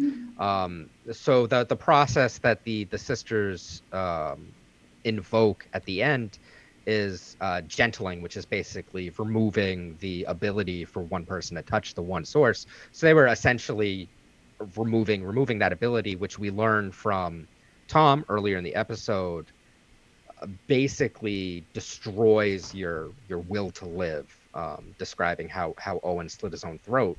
And you can actually see this in Logain's eyes as the one power is being severed from him, just tears starting to fall. And I just thought those tears and the emotion while it was being drained from him was just, it was so potent. It was so like, you could see the severing of it in a way that I never could have imagined. Yeah. So I thought that was... Yeah, and the way they did it, that it wasn't like being pulled from the top of his head or being pulled from his mouth, that it was actually like his heart being ripped out. Like arms thrown back, his chest up, and it being like it was flowing out in waves. I thought it was just cinematically beautiful how they did that scene. Yeah, absolutely. And like, as much as you were mad at Logain for killing everyone, I felt for him. Yeah. Like it was just yikes. Well, especially because he, just before they did that, he had that moment of reconciliation where he's like, oh, it's not me. And he kind of came to terms with like, oh yeah, okay, it's not me. And then all of a sudden, like the next second, boom, everything is ripped away from him. So there wasn't even a moment for him to be like, okay, I'm going mad. Can you help me? Can you fix something? I know I'm not the one anymore. Can you help me along this path? And that... My bad, guys. Yeah, it was just... I mean, I don't think they would have helped him anyways. But... Not with Not with Landrin there. No. Yeah, exactly. Or with Land being there. I think Mm. Land having his throat slit and having his Aes Sedai killed would be a reason to not let him live for very long. There were probably a dozen reasons that he wasn't going to survive that encounter in that room. Yeah. But I love how they did all this stuff. So even like just talking about that with the Gentling, the fact that, and we're talking about the issues within Aes Sedai and the White Tower, that there's so much, you can see the conniving and the backhandedness, especially when Corinne comes in just before she's dead, and she's like, "Well, you've talked to everyone else, so you're not going to talk to me." Like Right. I know you're planning this stuff, and just as much as laws apply to him, they apply to us. Like you can't just go around doing whatever you want, which kind of shows Leandrin again as kind of loose cannon, Hmm. right? Like she's willing to do what she sees fit. I think it's also interesting that she even points out you're red. You should know better. Yeah, you're the law and order. Like you're the one that should be. You're the one who tracks down the Ajas or the Aes Sedai that are doing things improperly and breaking the rules. And you're sitting here, and you even told Moraine that you go after men that can channel and Aes Sedai that break the rules. Or you told Nynaeve up on the rocks. And now this entire episode, you're breaking the rules or trying to break the rules going through. He's trying to bend them. And that is what the Aes Sedai do: is they bend things. They don't break anything. They can't break the oaths, but they can certainly bend them to their breaking point. And they're really good at doing that. Which again, I find they're really good at doing within this entire show. Seems to kind of have that sensation tied into it. Absolutely. Yeah, and then we're left. So that was the thing where I said I was kind of torn with the ending. I really liked the ending in that, and especially just the finishing on the close up of Nynaeve's face was just gorgeous. Yep. But also, that would have been a really good point of leaving everyone bleeding out, and like with Nynaeve's hand on Lan's throat with the blood spurting out, would have been a great thing to fade to black. I agree, but Right? I don't think it would have been as satisfying to begin with that power explosion at the beginning of the next episode. Yeah. And that's the thing. That's where I said I'm feeling kind of torn. Like, that was a really good cliffhanger thing, but what they followed it up with was leaves so much conversation. And again, it sets up, because the whole episode is called Dragon Reborn, so it's about who was Dragon Reborn, and now they've thrown, again, except for Rand and Perrin, they've thrown everyone higher into the air as a possibility. And Rand and Perrin just kind of loafing along at the bottom. Yeah, you changed my ranking already. So uh, I I saw had someone. Egwene Oh, in sorry. third. Oh, I did had you? Egwene down at number 3. Yeah. Yeah. It I was just a subtle thing in that conversation that they had. I recommend going back and checking it out. It's kind of a neat thing to pick up on. I saw one thing, and I don't know if it's wrong to say this or not, but people are starting to refer to Leanne, Perrin's wife, as his ex-wife instead of his ex-wife. I'm like, that's a little, a little soon, a little early. But that's the other thing too, though. Something we entirely forgot to touch upon is Rand's dream, Right. right? Oh, Where we yeah. see Perrin hammering with a sledgehammer on some corpse wearing a ring, but the corpse's face was covered. Yep. I couldn't tell if that was his wife's ring or not. I don't think so, because it had multiple rings on it. It had 5 or 6 rings. I assumed that it was, and it might be wrong, but I assumed it was, and I thought this was going to be the first chance that Rand was going to have to, or anyone, to realize what had happened. Like I thought he would, have this dream and then bring it up to him the next time he saw her, and then it continued. Yeah, exactly. And then Matt comes out with blood on his hands, and again, we did Matt slaughter the entire. Like, while Rand is having that dream, the family is being slaughtered. Hmm. Because he wakes up from that dream to find Matt missing, right? So there's that. And then Egwene being pulled away by the scary glory face guy. But that's causing Rand to wake up with that. So there's obviously, to me, there's some kind of foreshadowing in that dream. And there seems to be a lot of this stuff. But there's also some stuff that doesn't make sense. Like, if we go back a couple episodes, and when Perrin with the bat in episode 2 with the bat dream that Rand has, and he pulls the bat out of his throat. In Perrin's dream, there's a wolf eating his dead wife. So if he's got Right. infinity, why is the wolf eating his wife? I that's a good question. Um, hmm. So that's the thing that I'm kind of curious about. Like again, like they leave so many different avenues in every scenario for this, for how things are going to play out. But with that though, what do you think of? So we've covered off the storyline. What do you think of the? Are you still good for time? By the way, this is taking a little longer I'm than we fine. anticipated. Yeah, I'm good. Did you? So we know the characters and how they've been set up. How do you feel they progressed the different story arcs, the character arcs of the different characters in this? I mean, obviously, some of them, like Nynaeve, kind of took a bit of a jump. Yeah. I think they're doing a pretty good job. One of the things, excuse me, and I don't like to go back to the books, but one of the things about the books is that people's storylines progressed very slowly, and you didn't even have a chance to learn about some people until literally books down the road. So it's felt very satisfying to learn about these characters as they're learning about themselves at the same time. Nynaeve being the biggest jump in this episode, but we had something with Perrin. We've had some pretty good movement with Matt this episode, and then we had smaller hiccups with Egwene and Rand earlier. So it feels like we're going someplace, just not where I was expecting. So, Yeah, and I think that's kind of a good thing because as we were talking earlier, I was saying that if they went with the book's pace, like we're saying that you have to condense it, and especially with books this long and the way they were written, if they went to the book's pace, then the first two seasons would have Egwene acting like a spoiled brat and really irritating. yep. Because she really didn't lend much to the first couple of books. She was just kind of a whiny obstacle for a lot of it, and Yep. just kind of constantly getting herself into trouble. Hmm. So the fact that right away we see like that's not her. She's important. She's connected. She's powerful, but she's still afraid. So they kept some like in all the characters. They kept some of their core character traits, but they changed their backstory and sped up their timelines. And that's the thing that I found is that basically all the characters are still essentially a version of who they were from the book series, Hmm. which is nice. But yeah, I found Tom was his character was reinforced. Rand's Yep. character was reinforced. I guess the sorry, Rand's not to be as discounted as much as I thought because Rand's the only one that had a dream this episode.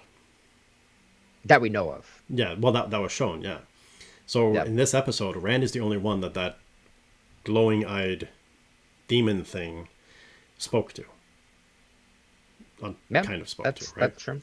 So there's something that's in that. And but again, was that a bit of a prophecy that was coming up from that? Like, how is that? But yeah, so Rand's story moved along. Matt's story took a big jump. Tom's became a lot more of a. Tom is a very different character from the books. I love how he explained Gleeman, how they're basically Yep. historians with a funny name, so that people aren't as afraid of them. But then I found too with Perrin, like I really had hang-ups on having him kill his wife and how they're going Hmm. to deal with that. And Yep. I think so far, like the more the episodes come along, the less concern I have because they're not dealing with it in a way that it's just going to brush away. They're dealing with it in seemingly in each episode. Each episode he gains a new coping mechanism that he can set it aside or not as like hyper focus on it as much. And I think there's going to be some hellstorm of rage coming out from him at some point. Like all of this is going to come out. Sure. He's learning how to And cope and bottle it, and it's going to pop at some point. And I think that's going to be his yeah, cathartic moment. absolutely. I agree. I also, out of all the things in the earlier episodes that I was very concerned about, I thought that um, change was the one that I was just like, ooh, I don't know what you're gonna do about this, guys, because this is some heavy stuff that you're putting on a 20-year-old kid and throwing him out into the world with. Yeah. But I agree, especially I feel like the step that he made with the traveling people in this episode really made me feel better about his future and how they're handling it. So Yeah, I think so. And I'm excited to see how that's going to play out. Like, I have to say, with it, I mean, any story that's written, even with the books, I had some hangups and some issues. And I just had to say, like, I officially can say that I'm in love. I love how they're doing this. I love how they're telling the story. I love how they're condensing things. And I'm not going to agree with all the artistic decisions they make, but that's why they're called artistic decisions. Right? Yep, I they agree. get to make them, Yep. and they can do what they want to do. And I think a big part of it is holding the right perspective when you're watching. And that's where I think my memory loss comes into play in a positive way, because I remember the story. I remember what happens. I remember the vagaries of all the things, but I don't remember all the specific details and who said what and who did what and who was introduced when. So for me, this is a new telling of the story. And the fact that I'm mentally incapable of going back and being like, oh, but there's a few things, but for a lot of the major stuff, I can't go back and compare to what it was. And I think that's helping me enjoy it more, because I'm not constantly doing a mental checklist of things that are different. Sure. Except for the glaringly obvious. Like, there's a few things that do. I haven't forgotten everything. I did reread the series multiple times. So I think some of it stuck in. But yeah, I find this episode is really good at firming in the characters, like who the character of the characters, and each of their individual character arcs. So if we look at it, we go, because I want to try to track the arcs as we go through. So we've seen them all start off as being very young. Like someone said in one of the things, like, you need to learn that there's more to the world beyond the two rivers, and you need to stop pretending that nothing happens. Like, the wars that happen outside don't matter, which is something they explicitly said in book 1 or in episode 1, where they were like, who cares about the war to the south of us? It's not here. Like, what does it matter? Right. And the other thing that I like too is that the war to the south is the war in Geldin, or Geldin, is with the war in the south, and they make it sound like there's this massive army that's going through, and that army was Logain. Right. Like, it was the entire king's army against one man. And guess who again, won? to see that Egwene is more powerful than that is just shocking. But so again, to see Rand kind of still staying with his stubbornness, but being, and again, the whole thing of not doing what we wanted to do in the beginning, but coming around to it, is played out with Tom, where he's like, why are we here? What are we doing with them? And then in the end, he's like, yeah, okay, stay with us and help protect us. And that scene I found too with the family when they're trying to break into the farm was fantastic. With Rand talking about how he's holding the bow and stuff, like, just so many subtle little things that factor in. And then Matt's, obviously, we now know a lot more. There's something serious going on with Matt. With Perrin, he's healing and he's moving along in his healing journey. Egwene is learning more about herself, like how her character, she grew in two ways, right? We know information that was given to us secondhand from Moraine, but we also see that she's kind of growing, and there's that moment of fear when Perrin all of a sudden disappears from the dance, and then she gets pulled away, and instead of like giving into the fear, we see that she's getting stronger. She had this moment of shock and panic, and then she was able to settle in and calm down again, Right. and then sit there and look at the stars with this guy, with Aram. So I found that are kind of showing her growing some more strength as well. And then we see the Nynaeve's character, which just jumped greatly. And Wow. yeah, that was a leap. But then we also get to see Lan and Moraine and learn more about their relationship and the Warders and grow all that stuff out and the issues within the Aes Sedai and the White Tower. And we get to see, the thing I like about Moraine is that she's very closed off. She's very cunning and conniving, and she's very intelligent. And the only information we ever learn about Moraine comes from other people. We never get to learn anything about Moraine from Moraine. It's always other people's perspectives. So even in the unveiling of her character, it's shielded and secluded and done in a backhanded way, which fits her character perfectly and how they're doing the story. Absolutely. Lex, welcome. Yes, this is, just got off work and super excited. This is now the new thing that the Wheel of Time is here. We have the Wheel of Time after the Weave. I'm being joined by Billy, another super Wheel of Time fan and an actor. So we're getting the actor's perspective, the writer's perspective. And this is every Monday night at 8 p.m. We break down the previous episode. So if you've not seen it, you will be spoiled in ways that you don't want to be spoiled. But welcome, Lex. I hope you're doing well. Hello. Yeah, so I think this whole thing, this whole episode, I mean, you're not going to get any spoilers really anymore. This talk of the actual, what happened in the episode is kind of past at this point. But yeah, I think that, yeah, like Leandrin's failed threat against the Aes Sedai, with the whole thing that she chases after them as well. And again, like Lan is this such a strong character. And to have, when they're sitting around the fire, and like, oh, how did you meet? And Lan jumps in and he's like, oh, we're walking past her village. And he's about to go on this long explanation thing. And she's just like, I tracked him. She's like, I'm more powerful than him. That's not a lie, right? Apparently not. So, because she did track him, like she did find him and bring down. You've seen it. You are really pleased with it. Yeah, I thought. So Brandon said that every episode gets better and better as they go along. And from what I've seen, that's exactly what it's been. Yeah.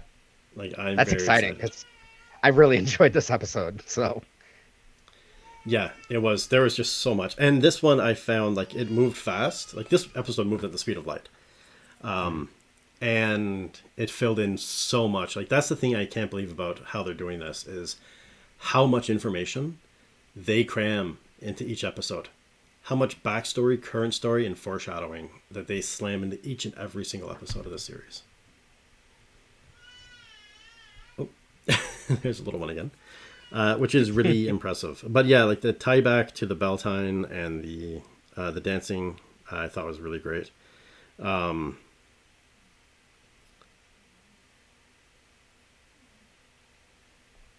Yeah, and that doll scene is gonna haunt my dreams.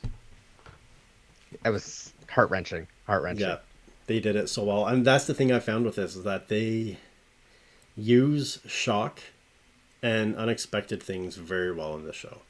The axe in the belly. Here's a question for you that is being kind of bandied about, and I'm kind of leaning on one side more than I was on the other side now.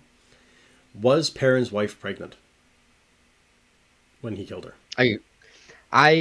or had she miscarried? So I was under the assumption that she miscarried just by the kind of tension that seemed to be in the household prior to the incident that was happening.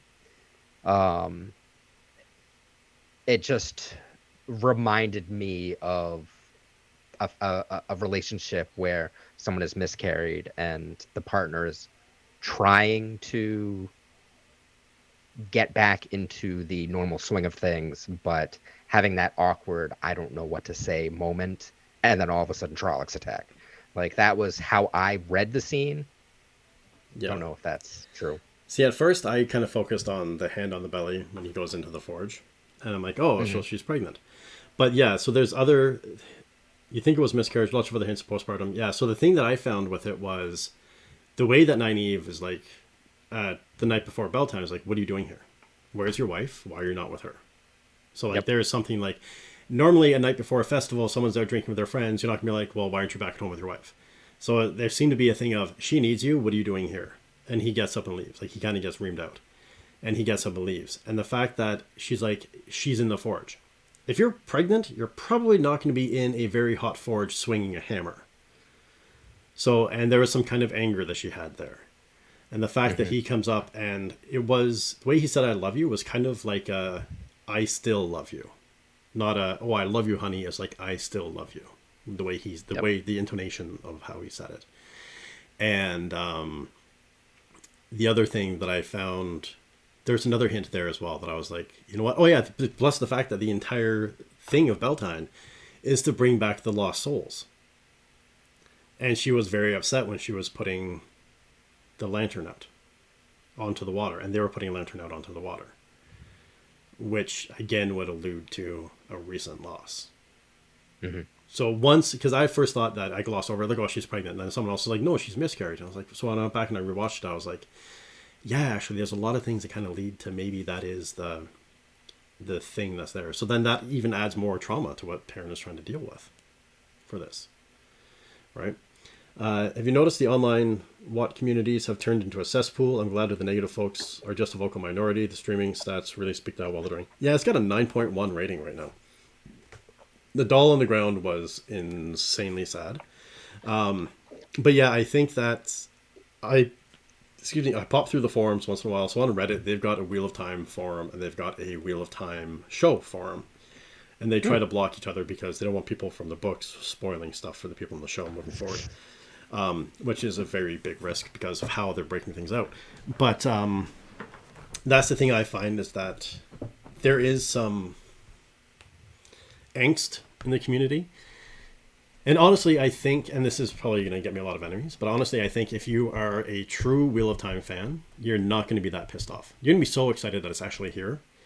And the way the changes are being done have been explained shouldn't fill you. Like, not to say you can't have disagreements and you can't agree with everything, or you have to agree with everything they're doing, but that should take most of the aggro out. You know, if you're a fan, if you understand the books and you understand how this stuff works. But maybe because of the fact that we're all writers and actors and everyone that we're talking about this, we understand. So maybe that's what happens, right? Yeah, 31 years in the making. The Dream Speakers, do you think the wolf was Hopper or was an invention of Ishii to make parents stay away from the wolves?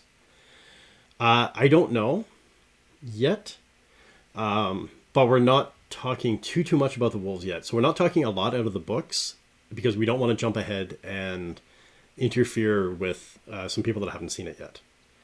But that is something that we're talking about. And that actually there's things that could be tied into that because we're just talking about the wolf eating his wife in the first dream that they had. So that's going to have to be played out. I'm going to have to see how that plays out with that. But there is definitely something happening with the wolves and some kind of connection there. We just have to wait and see what happens. So yeah, Lex, we're basically taking this as kind of, we're doing subtle references back to the books on things that like make sense to refer back to. But we're also, because this is a new telling, we were originally approaching this as not playing dumb, but we don't know how it's going to play out. So we're just kind of following along with everyone else with hiding the knowledge that we have. But the way they're doing it, it's not playing dumb. We actually are kind of dumb because there's a lot of stuff that's changed. And I think, we said earlier, you're going to have egg on your face if you're predicting stuff, how this stuff is going to play out because it's different. It's gone. Like we're just talking about the fact that now Nynaeve, Egwene, and Matt are the top 3 contenders for being the dragon. And we're going to see how that plays out. Someone else I saw, I don't know if it was you, Billy, or someone else that said that, it might have been you, saying that someone they knew had a theory that all 5 were going to be the dragon. Oh, that was not me. Yeah, so someone had a theory that all 5 are going to team up at the end, and it's going to be the power of all 5 of them together that is going to kill the Dark One. Huh. Which, I mean, that's kind of an interesting concept. I don't see that happening, personally. I don't think that's the way it's going to go down that way. You saw someone online say that? Yeah. What you really like would honestly be hard to watch was exactly the same. That's it. And because it would go so slow. It was like everything was dragged out so long. And not to mention that some chapters would be an episode themselves. Yeah, absolutely. And the other thing too is that they would have, that's one thing that drove me nuts about this, is you'd get into a really key scene with Rand, and then he'd be gone for 7 chapters. They wouldn't go back to him. Or it would be for the rest of the book. You have to wait. There's 15 chapters left in the book, and you'd have to wait till the next book to find out what the hell happened to Rand. Or one of the cliffhangers that they had. There was so spread out. And it was pretty well done. But from an actor's perspective, how do you think this is being done from being a super fan of the books, being a fan of the show and seeing the acting and being an actor? How do you find just the overall look, the overall sense of the acting, and how do you feel each of the characters are being portrayed? Sure. So honestly, I couldn't be happier with the casting. I think that some of the actors in these roles are almost exactly, if not exactly, what I thought of in my head. The big one out of the leading cast is Lan. I could not have picked a better person than Daniel Henney to play Lan. I think that he is phenomenal and a lot of fun to watch. I know that he may have had some problems with the writing, but other than that, which is not something I would have picked up on because I am definitely not a writer. Um, it's just been a lot of fun to see these characters that have only been in my mind come to life. Some of the other big ones that I've really enjoyed is Tom Maryland. Alexander William is just an absolute delight to watch on the screen, and that's one of the characters where I didn't really have a clear image in my head of what he was going to look like. I had mannerisms in my head.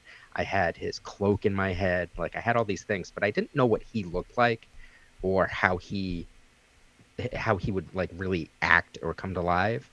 And when he was first introduced and he sang in that tavern, and he had that really gritty like kind of sea shanty type of voice, I was just like, oh, this is it. This is exactly the piece that I was missing, was actually being able to hear him sing and see his attitude afterwards.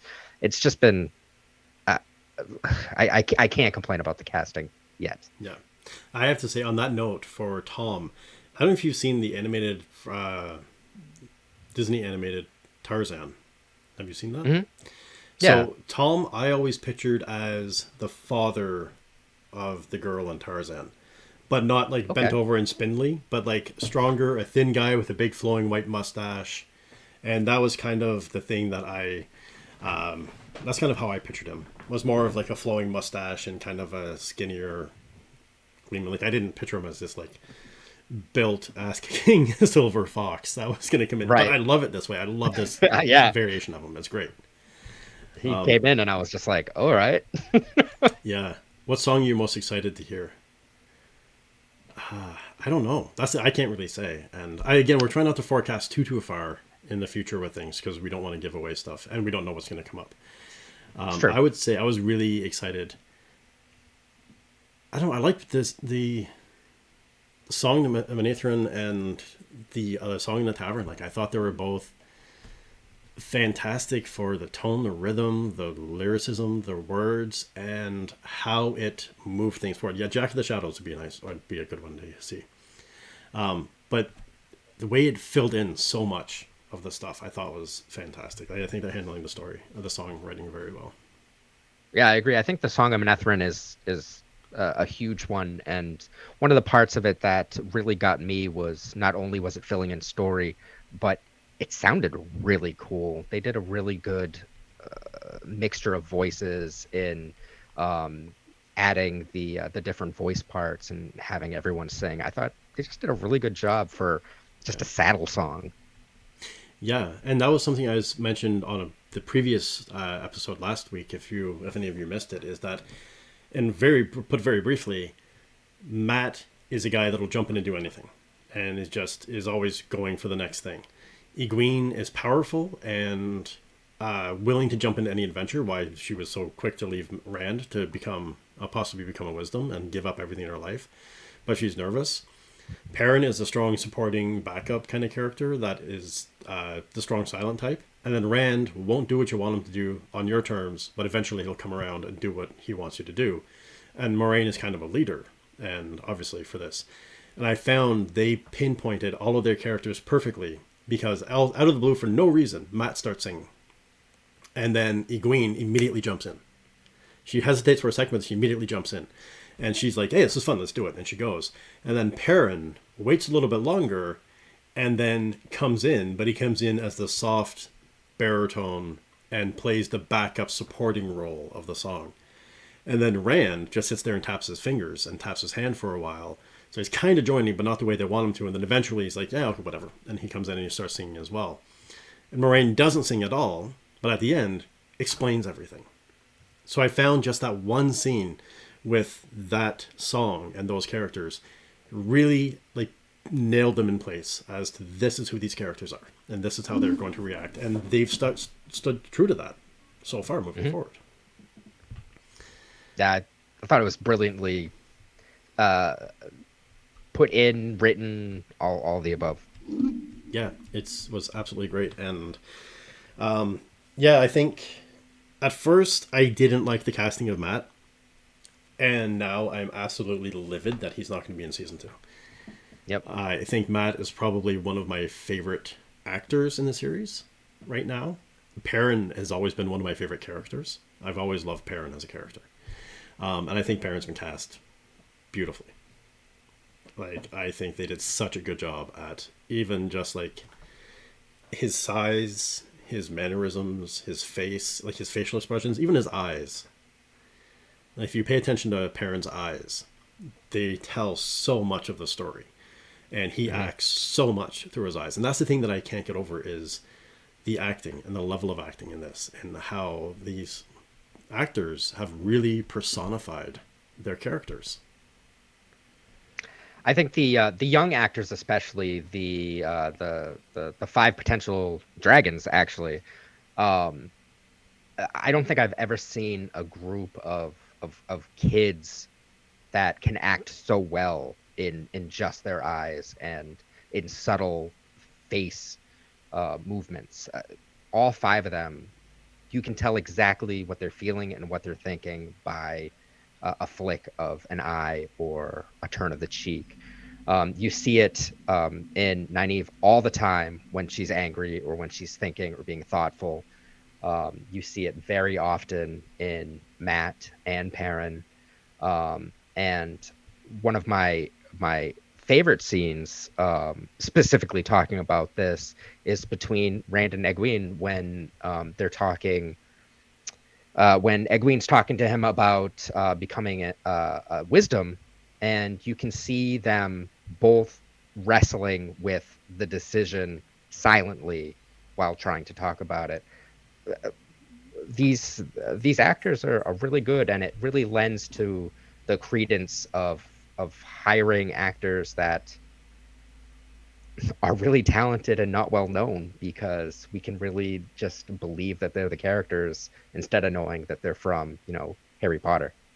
Yeah, and that's the thing I found with this is that I actually purposefully ignored all the build-up. I know they're doing, like, I looked at the photos that they were doing of the teasing photos and stuff when there were, like, they did for Entertainment Magazine and stuff, but I didn't really read many of the articles except for like synopsis once in a while.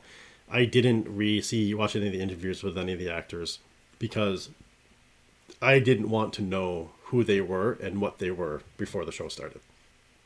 I wanted to jump in and come in at it fresh. And I'm happy I did that. Now I'm digging and looking a little bit more into their past and stuff. But yeah, I don't. So we won't get into that, Lex, because we don't want to get into spoilers. But yeah, I can see where that theory would be. I don't know. I'm not sure if I buy it either. And I think that's the strange thing is that there's been, not that I haven't dug that deep, but I haven't seen any explanation for the shift. And I would also say that maybe that's not such, I wouldn't buy into a fan theory that deep either, because this was announced well before the show was ever released. Like, the fact that they were replacing Matt as a character was announced, I think, a month or two before the show launched. So I think that kind of, if they did have an ulterior motive to the change, I think they would have held off, because they're obviously extremely intelligent in how they're playing this out. So I think, in my mind, I think they would have held off on that news. Or not. I could be completely off base. I don't know. But yeah, we have to see how it's handled and what happens. The other thing too is that the new actor is like strikingly similar to the current actor in visual appearance. So we'll see how that plays out. There's either a reason why they chose someone strikingly similar, because they do have something else planned, or they just didn't want that big of a shift for audiences, like a seismic shift of like changing Vivian in Fresh Prince of Bel-Air. Exactly. That was kind of a cold water in the face when that happened. So for the actress as well. But yeah, so I'm glad to see that you agree that it's very, like, the casting has just been absolutely fantastic for this, and the acting has just been phenomenal. Like, even with Rand, that scene with Rand and Green in the woods, where she's like, "I just want you to talk to me." She's like, "I just want you to look at me and talk to me." And then he did. And again, following suit in his character, he turned and he looked at her like, fine, I'll do what you want. But he comes to things on his own terms. And that's when he's standing above the city. And I love that scene of looking out over Shidar Logoth. And then he reaches for her hand. I actually had to rewind that. I'm like, did he reach or did she? I'm like, no, he reached for her hand. And again, that's true to form. Mm-hmm. He's going to get where you want him to go. But he's not going to go willingly, and he's going to take his time on his terms to get there. No. Man, it's almost like he's just so stubborn. Yeah, it's almost like he's a wool-headed sheep herder. But yeah, I'm thrilled about this. I'm thrilled that you're able to come in and talk about this. Like I said, I'm thinking about bringing in someone who's never read the books. It'll be nice to have that fresh perspective. And then eventually we'll bring in special guests to talk here and there and stuff. And I mean, the ultimate goal is to have one of the cast, or like, hell, at this point, even a key grip coming in to talk about it, I'd be willing to have. I'd be over the moon. Or like the coffee guy that goes and gets coffee for the staff in the morning. That's something that I'd love to have someone from the show come on eventually. But we have to build to that point. I was trying to see if there's any other notes here that I missed. Is there anything that you want to say while I'm going through my notes? No, I think I'm pretty well spent on this episode. I guess I had a question for you. Yes. This far into the series, who is your favorite character? Ooh, that's tough. Of course it is. Yeah, I would at this point I would probably have to say either Perrin or not just because he's always been my favorite, but I just think like that actor is doing such an astounding job at what he's doing. Yeah, it'd be a tough choice between Tom, Matt, and Perrin. I think they're all like just the way they're moving the characters forward and the way the actors are portraying these characters. I think I wouldn't choose Nynaeve just because she is Nynaeve. Like, to me, I think that is a perfect casting, and I've never been a huge fan. Like, I like Nynaeve, but she's never been, like, my standout, like, hey, this is my favorite character. Egwene is very good as well. Like, I think she's cast very well. But for... Yeah, I think... And maybe it's because Matt and Perrin have had the most screwed up storyline so far. Mm-hmm. With killing your wife, leaving the girls behind, Matt's family... whatever is impacting him with what's going on with Matt right now, I think that I agree. It's a little too early to choose right now, and I think that it's pulling in and focusing on just a representation and the ones that, like the storylines that I'm most concerned about right now. Sure. Well, you know, it's the difficult questions that need to be asked. So Exactly. How about yourself? I can easily say that Tom's my favorite character thus far. It was just such a shock to the system to see him as he was, and I'm very excited for the future. For clarity's sake, Matt was my favorite character in the book. So. Oh, was he? Yeah. Oh yeah. I love the. I mean, I can't get into them right now. I've got other reasons why I love Perrin's character that I can't. Without spoiling a whole whack of stuff I can't get into. But speaking of which, there was a lot of major foreshadowing in this episode that we just can't talk about. Yep. It's hard to talk about foreshadowing. Yeah, like there's some stuff, like I've hinted to different foreshadowing for different characters and stuff like that, but there's some of the stuff where I'm just like, you can't even, just saying that it's a bit of foreshadowing kind of will lead someone on the correct path down to what they want to go into. And it's not sure. You have a cat named after Matt? Nice. Yeah, Matt was an awesome character. Again, I'm really like, there's scenes coming up in this series that I am so excited for. Same. Like, just so excited for. And there's some stuff that I don't know if they're going to bring in. I'm kind of curious. There's stuff that, like we talked about earlier, Billy, that I think they may have introduced a few things that we just don't know yet. Mm-hmm. But I'm not 100% sure. how, if that's the case or not. So we're gonna have to see. But I think the big answer for me for that is, without giving it away, so sounding completely confusing, if someone showing up in a certain scene in the books, they showed up in a certain location when they showed up. If it was in that location or if it was just in a random location that they showed up. So if this person is showing up in the same place or in that place in the books, and I think that is the introduction of this place already, I think you can follow along with what I'm saying, Billy, because we talked about this earlier. Yeah, I think so. Yeah, so I think, yeah, so I don't know if, Lex followed as well. So I don't know if that has already been introduced. Because that could explain some of the questions that we asked earlier that we can't explain. That would explain some of the stuff. The unexplainable. But yeah, for the shortening, the tightening, the bringing of everything together, I think they've done a masterful job, and I'm nothing but excited for the future of this to see. And I'm excited to see them play out the rest of the Ajas and fully explain what the Ajas are. Do you think that there's anything that they are going, and Lex as well for you, do you think that there's anything that they're moving too slow on explaining? Do you think that they've left chunks of confusion for the new viewer in any place? Because we're all looking at this from people that know what's happening. Yeah, I don't. Based on talking to people who have fresh eyes seeing the show, I don't think so. Everyone seems to be doing pretty good, keeping up, and there hasn't been any questions that I don't feel like aren't going to be answered probably fairly soon. So Yeah. I feel like they're doing a pretty good job. If anything, there's just so much. Well, that's the thing. I can't believe how much they've packed in. Yeah. They've packed in so much to that. But to that, I've got a injured arm. I've got a glass of scotch here, and I know you've got a bottle of water.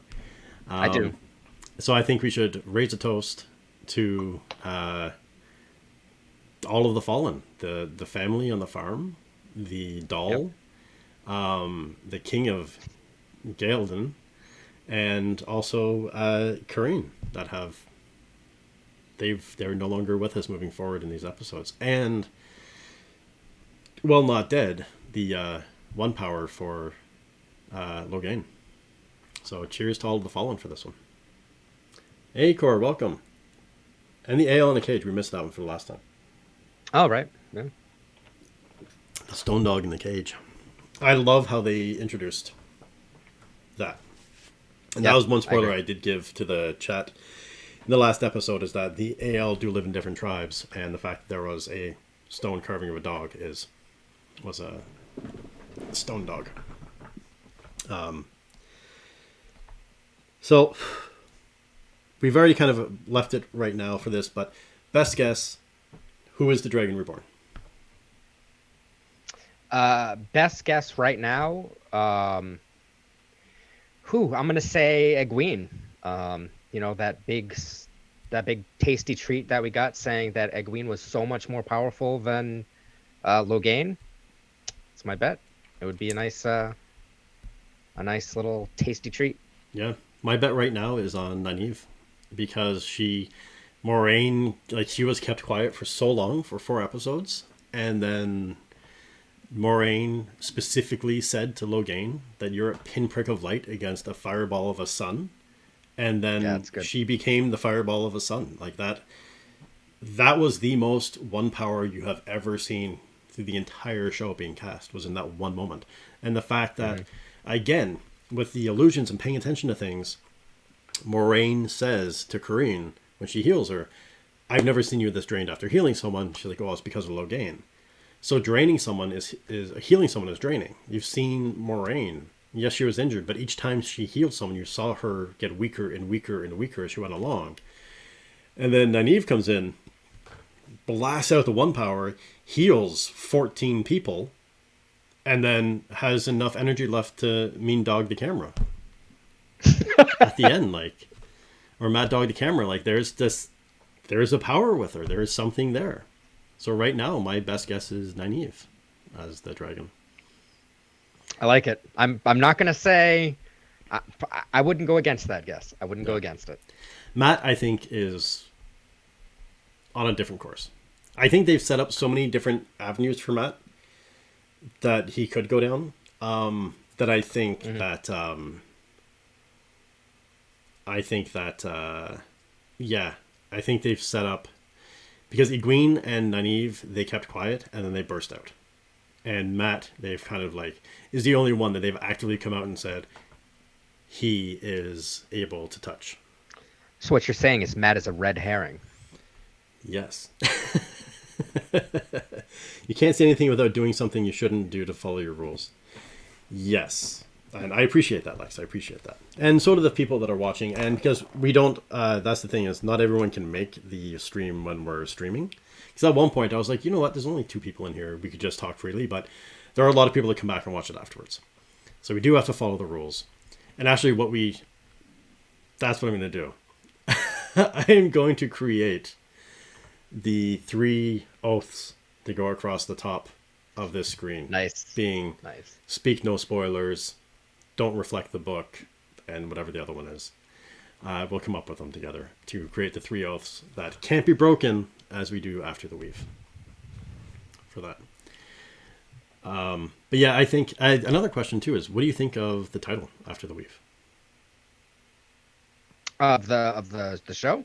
Yeah, I like it. It's cool. Yeah, for me, because I chose it because the story is weaving, or the show is weaving a new version of the story. The pattern weaves the story within the book. And while it's not been addressed yet, the Aes Sedai, when they're channeling, they're using weaves of the one power to channel. So I thought After the Weave was apropos title for what we're doing. And I think it's become even more appropriate as time goes on. Yep, absolutely. With that. So I think with that, we should probably, oh yeah, it was the other one was the king. So the king got slashed in the shoulder by Logain. Tam got stabbed in the shoulder, and Moraine got stabbed in the shoulder. So they all got shoulder injuries. He also died. So there you go. Yeah, so I'm going to keep track. Add it to the pile. Oh yeah, and the king. Oh no, we did see the king of Gildan. We did see the king. I'm going to keep a list of shoulder injuries. Left shoulder injuries specifically. Because perfect. That's a thing. Like we have to have something with this. We need to know. Yeah, it's kind of interesting. I'd be curious to find out, because I think if we do ever get anyone on from the show, it'd be nice to have a list of questions that would be like, so why do you hate left shoulders? What is it with left shoulders? We need to know. Yeah. But thank you very much for being a part of this. Yeah, and the other thing too that made me think that, because I'm looking at my notes here, that made me think of Logain knowing that he could hear and he knew what was happening. Because at one point, before he breaks out, I think it was one of the scenes, they say something about him, and then he's got a slight smile. He's stoic for the entire thing, and then there's something that they say. And when the camera cues on him, he's got a very subtle smile on his face. And it's shortly after that he breaks out. So that, to me, shows that he was listening. He knew what was happening and what was going on. I like it. So, yeah. So if you want to stick around, Billy, I'm going to shut down the stream, and then I'll pop over and just chat with you one-on-one, if you're okay with that. Okay. Yeah? Yeah, sounds great. Awesome. So we'll close this off. So chat, I think we're going to have to rework Mondays a little bit. I think Mondays are basically going to become After the Weave. Because there's just so much to talk about. And as we get more people in talking, it's, you can't really break down a 1-hour episode in an hour. There's so much they cram into these things, which is fantastic. So thank you all very much for coming and being a part of this tonight. I greatly appreciate it.